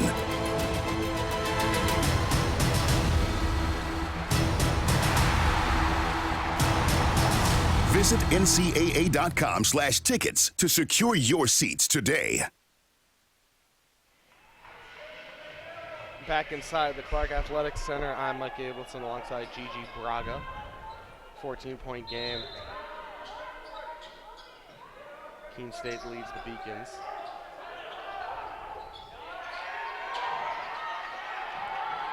Everyone fighting for it. Eventually collected. But eventually, the other way. Oh, and a swat! But a foul!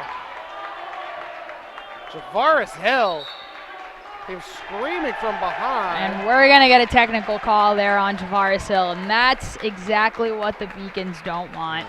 And you see Coach Harris immediately goes over to the bench. Maybe we could see that again real quick. Yeah, we can definitely get a replay of that. Because that was...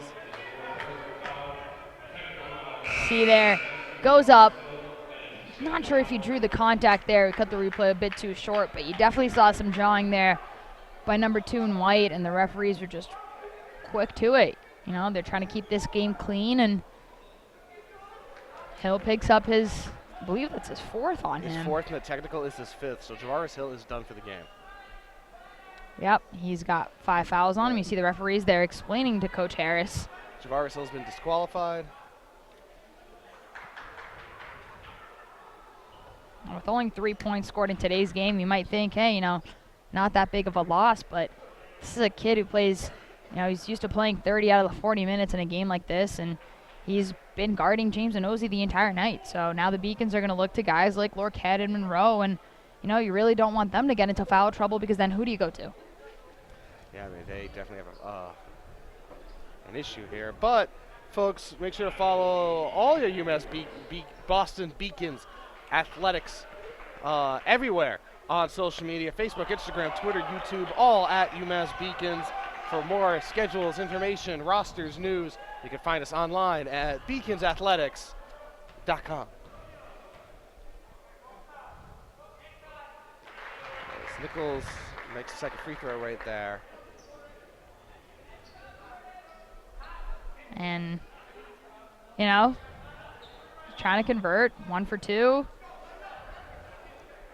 We'll see what Coach Harris decides to do here now. You got Dason Sinelli's in for Javaris Hill, and I think that this is where you talk about going with a little bit more of a guard-orientated lineup. Yeah, you're going to have to go small here without Hill. Find a way to put up threes and convert, and more importantly, defend. So Santoro at the line now, gets that first one to drop. Kyle Santoro was high school, and James and Nosey were high school teammates at Our Lady of Lourdes in Poughkeepsie, New York.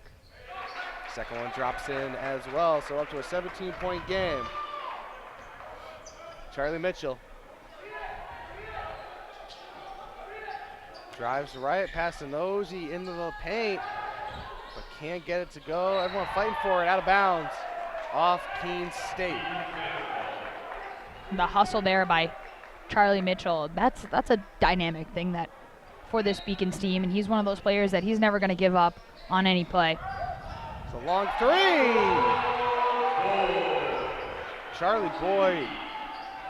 Michael Boyd, huge triple for the Beacons. 14-point game now. But again, UMass Boston has not been able to consistently defend. He's Dumlin. Nichols goes by Charlie Mitchell, goes by Michael Boyd, leaves it for Nosey. Sinelli getting lucky there, not drawing that foul, because Nosey went right up and fooled him on the fake there first. Got Sinelli to bite.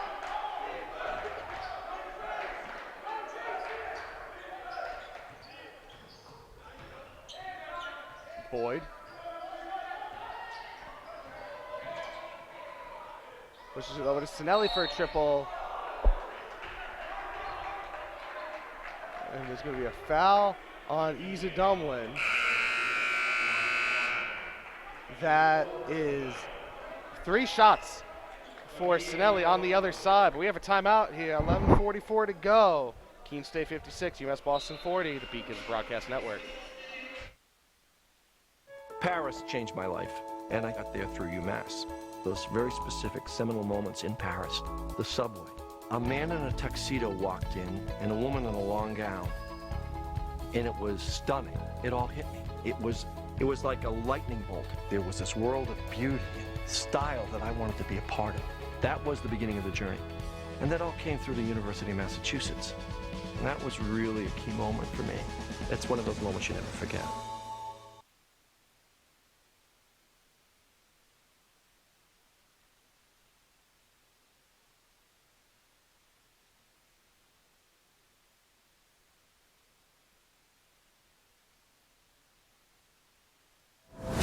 Endurance and speed, incredible power. This trophy is not given, it must be earned. The NCAA Division III Men's and Women's Indoor Track and Field Championships, March 8th and 9th at the Reggie Lewis Center in Boston.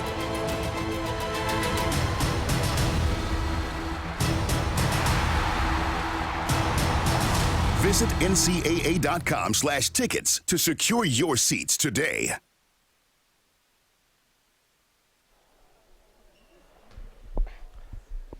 Back inside the Clark, Dason Sinelli has 3 free throws coming his way. 2 more free throws coming his way.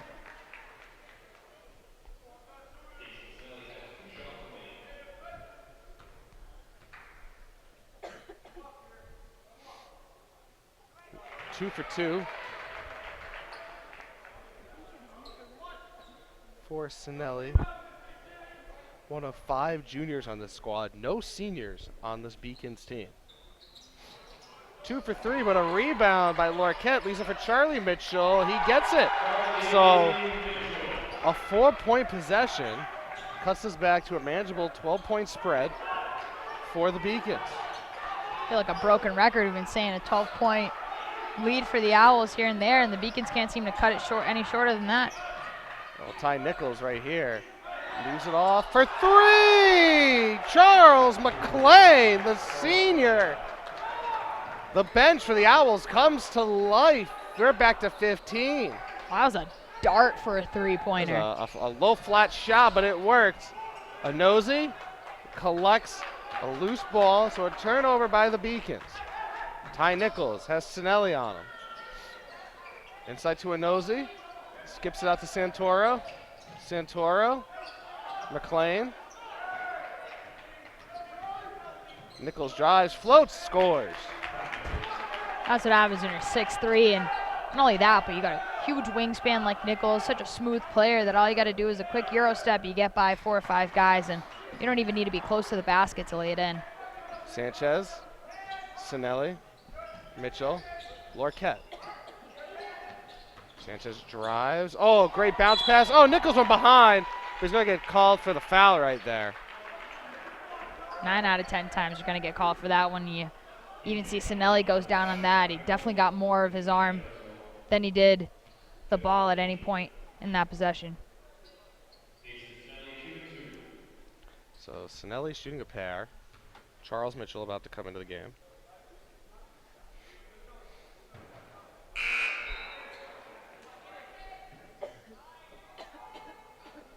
And Alex Andrews will take a seat.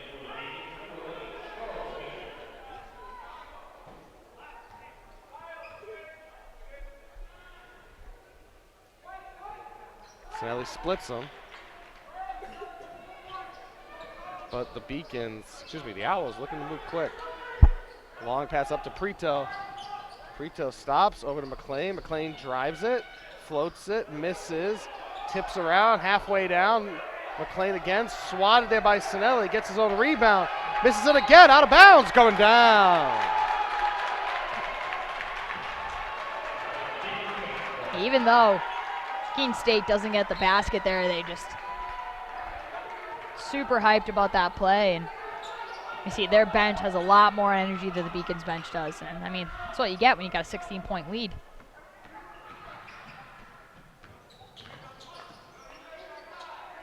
Michael Boyd, Sinelli.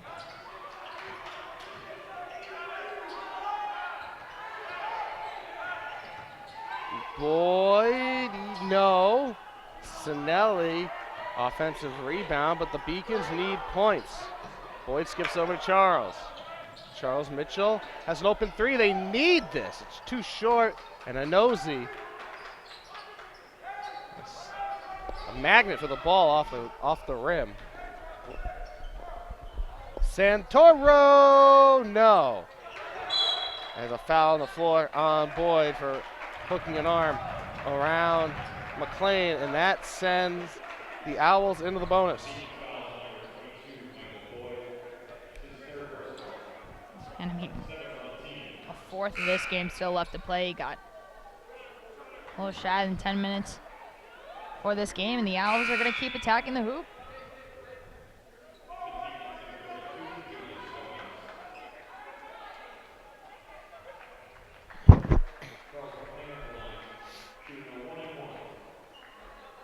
So 1-on-1 here from McLean. It drops.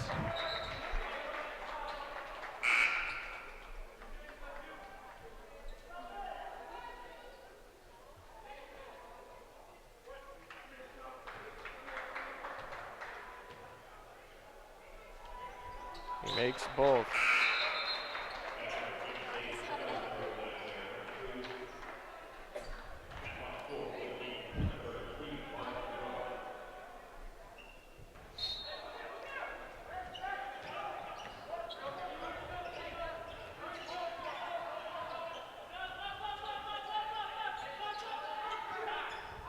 Mitchell.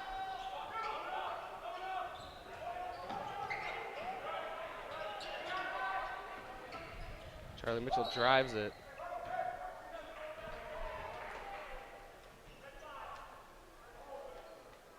That's a foul. That's a third on Nichols. It'll send Charlie Mitchell to the line. Talk about a quiet night. Ty Nichols already got 21. So still below his average. Below his average of 27.6, but we still got 8:53 left, so I mean, pretty confident he'll go over potentially that. put in the quietest 30 points you may ever see. Oh. Charlie's trying to catch up to him. He's got 16 so far.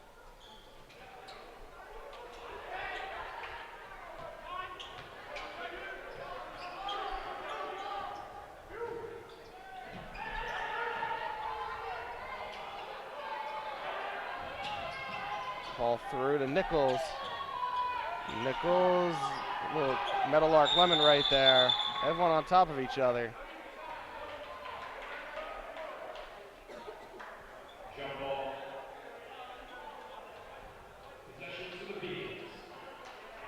Possession to the Beacons.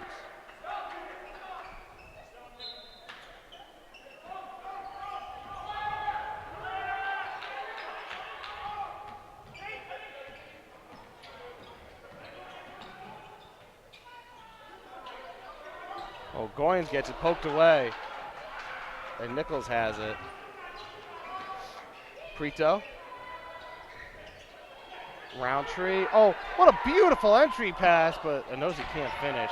It's a shame that pass was ruined by a missed layup. What touch by Roundtree. What a great eye for the game right there. Absolutely, and that's a tough pass there to me for a guard, and you always wonder if that's going to get picked or not, but Inozi wishes he could have finished that one. And here comes Harris. Everyone fighting for it. Mitchell took a hard knock against Roundtree. Yeah, you saw him, his face went right into Roundtree's knees. And we will see how Charlie's doing on the other side of this break. 63-46 Keene. You're watching the Beacons Broadcast Network.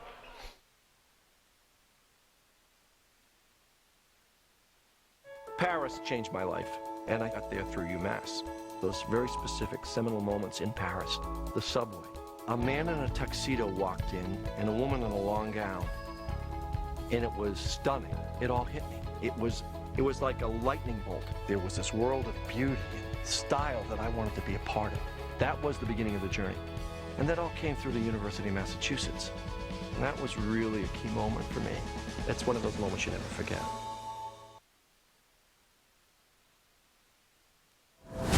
Endurance and speed. Incredible power. This trophy is not given, it must be earned. The NCAA Division III Men's and Women's Indoor Track and Field Championships, March 8th and 9th at the Reggie Lewis Center in Boston.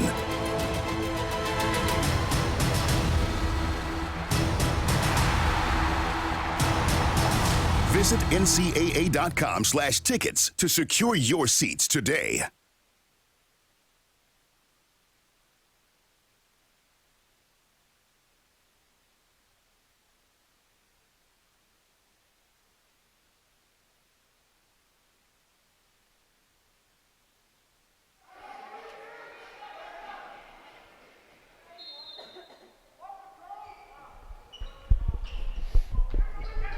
Prito on the ball.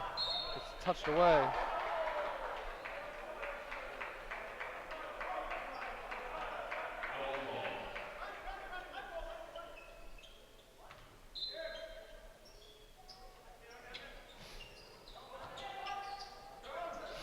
Long three for Prito. Oh, he gets it to go. Three was so exciting, I dropped my phone right there. Yeah, that's a great three by Prito. We've seen him a little quiet. He went off in the first half. It's exciting as a weekend in Paris. See him getting a couple points there for himself, trying to take a little bit of the pressure off of Ty Nichols' shoulders, and James Inozi with all the scoring as well, as he's got 9 for himself, so trying to get into the double-digit range. Charlie, oh, it's swatted away by Inozi. Roundtree puts the brakes on and converts over Malik Lorquetz. Here's Charlie Mitchell. Nice to see him up and back in the action after taking a hard knock before the break. Roundtree skates right by. Charles can't get the three to drop. Everything is happening out on the blue court here at the Clark right now. I know, you got the motions to get a little height in here and there. People are making shots. Inozi underneath through 3 defenders. He's just that good. You just can't stop him. Yeah, the Owls are not taking their foot off the gas pedal. And a timeout. 30-second timeout by Jason Harris. Not quite sure what more can be done. Yeah, well, you saw Charlie Mitchell take that three-pointer from way beyond NBA range there after that timeout called there. Obviously, doesn't count for him, but just a little frustration, or I should say a lot of frustration in all these Beacons faces and in Coach Harris as well. I mean, you're down by such a significant number. And you got 24 points, and it's far out of your range. You got 6 minutes left into this game. It would be a miracle if the Beacons can come back. But hey, this doesn't mean that they're going to stop. Well, I think more specifically the point is, you have a set of winnable games coming up this week. Very winnable games coming up this week. I think for Jason Harris, you just want to see a good 6 minutes of basketball. Like, if they could just win this stretch by 2 points, 3 points, 4 points, whatever it may be, win this stretch, take something where you can look at the film tomorrow and be like, you know what? This was, we had some good things here. Some things that we could build on going into that game at Castleton, going into the week against Western. He always talks about his team competing, and I think I think you hit it perfectly that he just wants to see his guys compete. And as every coach, that's what you want to do. I mean, you're down by a significant margin, but that doesn't mean that you're just going to give up on this play and, you know, let them score 30, 40 on you. Yeah, and let this game race out to 90 before we're done. Charlie drives it, connects over the much bigger Olsen. And the right guy to do that would be Charlie Mitchell. I mean, he's got 18 for himself already. Yeah, took an elbow in the face. He's still going. Olsen to Harris. Nichols calling out directions from the low block. Mahone. Olsen. Mahone. Prito. Nichols. Prito for a 3. And that's something that's going to drive Jason Harris up a wall. You play a great possession of defense. You get down to 1 second. They miss the shot. You're in a position to rebound, and you commit a foul away from the ball.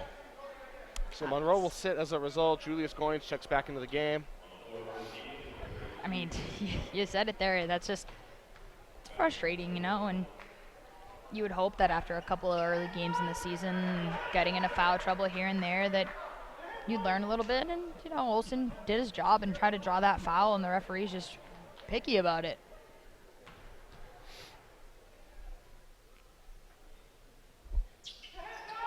Olsen converts 2 times, 72 to 48.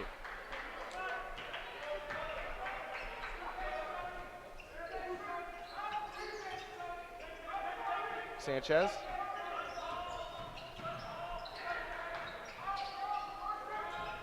Mitchell over to Charlie. Charlie drives into some space, goes up and over Harris. I believe that's 20 now. That's 20 for him, and why not? I mean, trying to cut real close to Ty Nichols' 21. I mean, hey, why not Charlie Mitchell be the leading scorer in today's game? Harris, long 3. Rebound to Malik Lorquette. Charles to the nets. 3 points. And now they cut it to 18. There you go. That's what you talk about. You want to see a team compete. And, you know, Charles Mitchell's already got 2 3-pointers in today's game, and you know he's going to shoot. He loves to take his shots, even if they're not falling on a certain night. You know, he's not going to be the guy who stops shooting his 3-pointers. Oh, big 3 there from Prito in the corner. Timeout, Keene State. Be a 30. There's going to be a lot of substitutions for the Owls coming out of the timeout. These two teams met last year in the conference semis. The Owls taking down the Beacons 95-84 to get to the conference final against Eastern Connecticut down in Willimantic. Game eventually won by ECSU. I believe they even made it to the the Final Four? They made the Elite 8 2 years ago. The Elite 8, there you go. They ran into eventual national champions Babson down in Wellesley. That was a phenomenal Babson team, led by career 2,600-point scorer Joey Flannery, who was one hell of a time to watch down in Wellesley. But the Beavers have come back down to earth. A lot of good D3 basketball in New England this year, as there is every year. Probably the best teams this year are WPI, Middlebury, and Williams, although Keene State would like a say. There's a 3 by Alex Sanchez. That drops in. Sanchez has been really quiet tonight, not getting as many minutes as he has been, but still being able to produce offensively. And defensively, I might add, Sanchez. drawing that turnover. Charles! I can't get that one to drop. Olsen sends it over, up to Easy Dumwin. There's Chichon. Oh, inside Olsen, no one there, but Lorquette arrives with the swat. Nichols tries to Euro over. No. Rebound, Easy Dumwin. Out to McLean, another 3. That one's long. Rebound by Lorquette, and Chicon is going to pick up the foul right there. Yeah, I mean, he was hacked in all sorts of different ways. There were about 4 to 6 arms up in the air, trying to get a hand there on Lorquette. And that will take us to our final break of the game. 3:40 to go. Keene 75, Beacons 56. You're watching the Beacons Broadcast Network.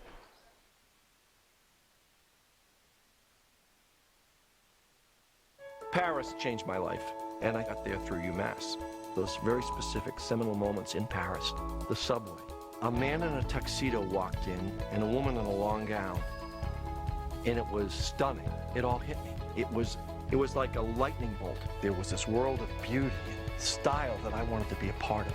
That was the beginning of the journey. And that all came through the University of Massachusetts.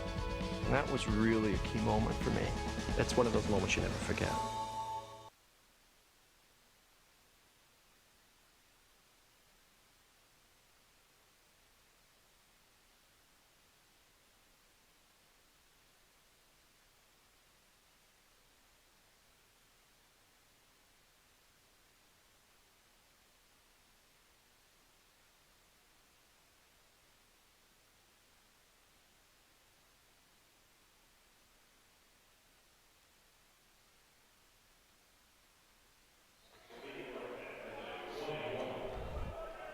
Malik Larquette shooting a 1-and-1 here for the Beacons. First one short, rebounded to Easy Dumwin. Nichols had Charlie Mitchell tied up in him, no whistle either way. Nichols into Olsen. Nichols tried to go for a backdoor cut, nothing doing. Easy Dumwin, back to Olsen, long two. Goes a little over everything. Goins collects, leaves it for Charlie.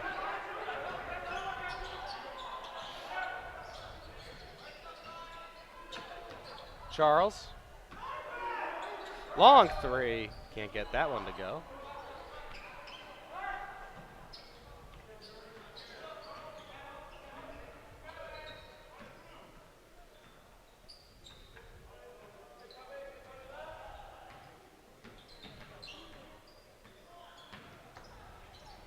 Easy Dumwin misses that one. Rebound by Olsen, lays it right up at the cup. No! Spins out. Larquette gets the rebound. The entire Keene State bench was 99% sure that that ball was going to go into the hoop. Yeah, I was sure that ball was going to go into the hoop. So Charlie on the ball, taking on Nichols, draws McLean on the switch. Drives the lane, floats it, gets it to go. 17-point game now. Nichols.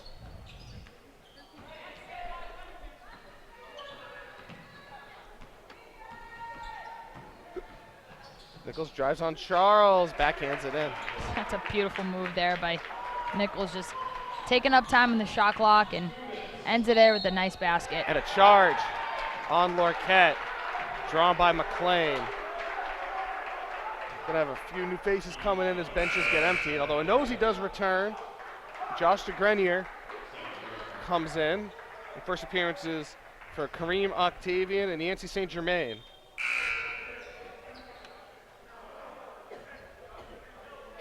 Octavian, a transfer from New England College in Henniker, New Hampshire.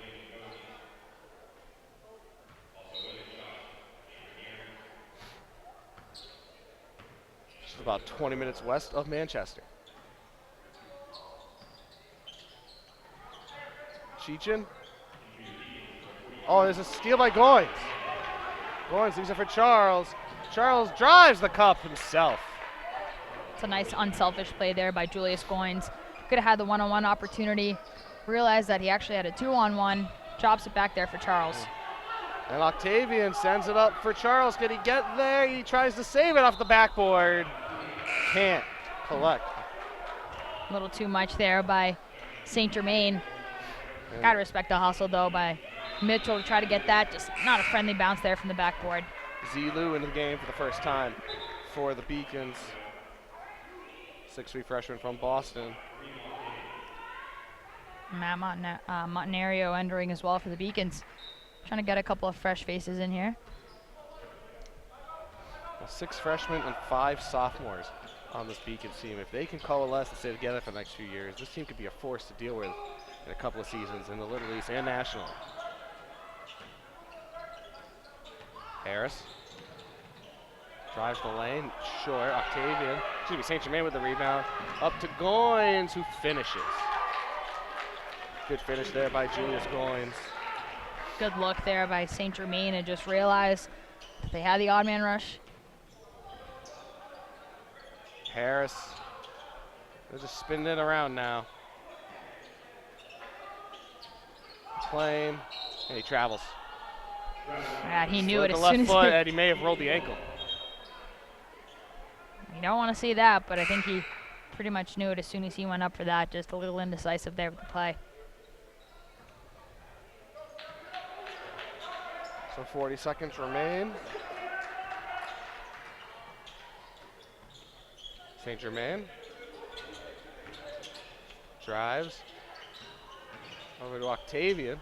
St. Germain puts up the 3. He misses everything. Goins tried to keep it in, thought he did. Got a question. Shot selection there by Yancey St. Germain. Had 15 seconds left on the shot clock. Want to get yourself a couple of points, but just missing everything there on that play. And all the Owls have to do is bring it over the midline and just salt this one away. Final score will be Keene State 77, Deacon 62. That gives Keene a sweep of the season series.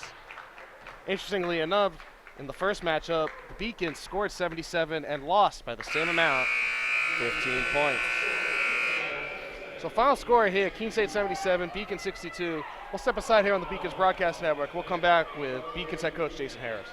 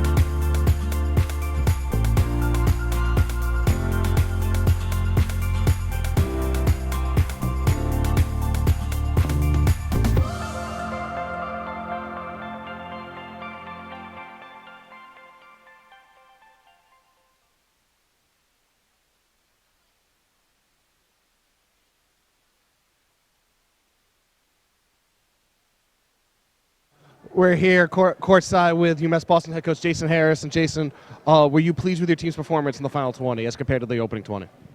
No. What are the main sticking points in practice coming up the next few days before the Castleton game? I think honestly, we didn't have the best days of practice the last 2 days. I think that hurt us today. You could see it. I thought we played hard for the most part. We didn't play very disciplined or very smart, but I thought we played hard. So a lot of positives to come out of it, but it's not good enough. We're running out of time here. It's not good enough. We got to get better. You do talk about the positives. Can you take a positive out of the fact that over the final 7 minutes, your team outscored them by 9, showed some real energy towards the final horn? You can show some positives that we didn't quit, but again, we're past that. So no, the short answer is no. Thanks, Jason. Best of luck against Castleton. Thank you. Take a look at highlights from the second half here on the Beacons Broadcast Network.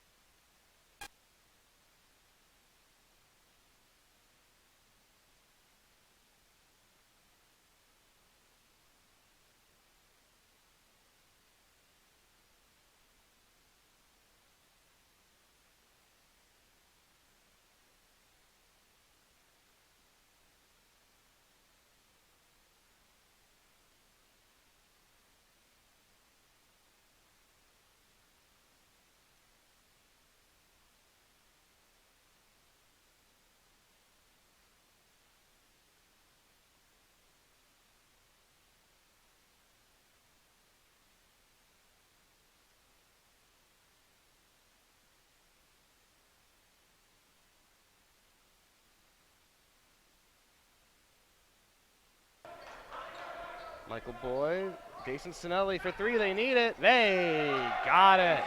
Big 3. Oh, no, can't get it to go. Charlie Mitchell able to get the rebound. Oh, didn't see Roundtree. Roundtree goes right through Mitchell and picks up a charge call. Takes Sinelli out twice. Harris Inside to Inozi. Inozi just 3 defenders. No one to guard Nichols' backside. Down Inozi inside to Harris. Nichols drives it on Boy over Sinelli.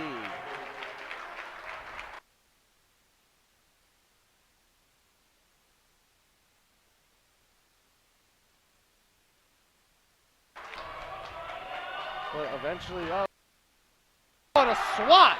But for this Beacons team, and he's one of those players that he's never going to give up on. Seniors on.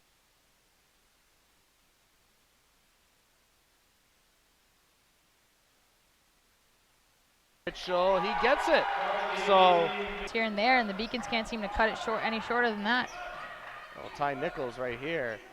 Leaves it off for 3! Charles McClain! He's got 9 for himself, so trying to get into the double-digit range. Charlie, oh, it's swatted away by a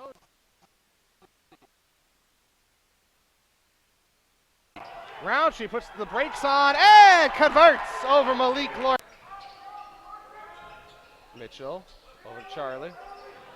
Charlie drives into some space. Goes up and over Harris.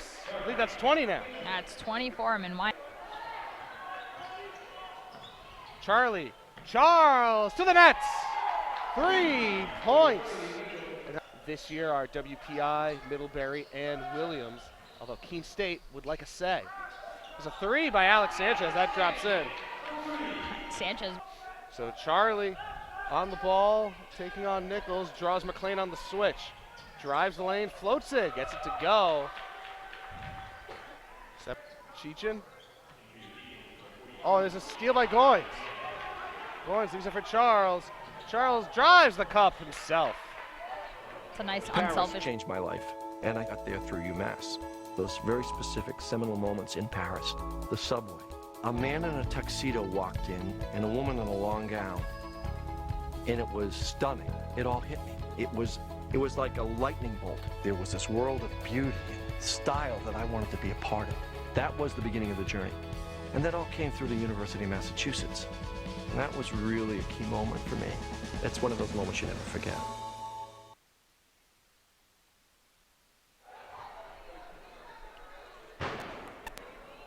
We get set now to wrap this one up tonight here from the Clark. You take a look first at team stats here from this basketball game. Field goal percentage relatively the same, but free throw percentage definitely stands out, as does the turnovers. Yeah, I mean, 23 to 15 turnovers, and points off turnovers. UMass Boston only scoring 6 to Keene State's 23. I mean, they're really making them pay for all the, the lack of being able to control the ball. And then you look at the free throw percentage, 48 to 74. That's got to hurt you a lot as well. We dealt with a lot of fouls here as well. Rebounding margin. Keene State hung in there with the Beacons. The Beacons out-rebounded them last time and made them pay for it this time as well. And I would take a look at individual leaders. As I said before the game, it begins with Ty. It ends with Nichols. He had a game-high 23 points to go with a game-high 6 assists.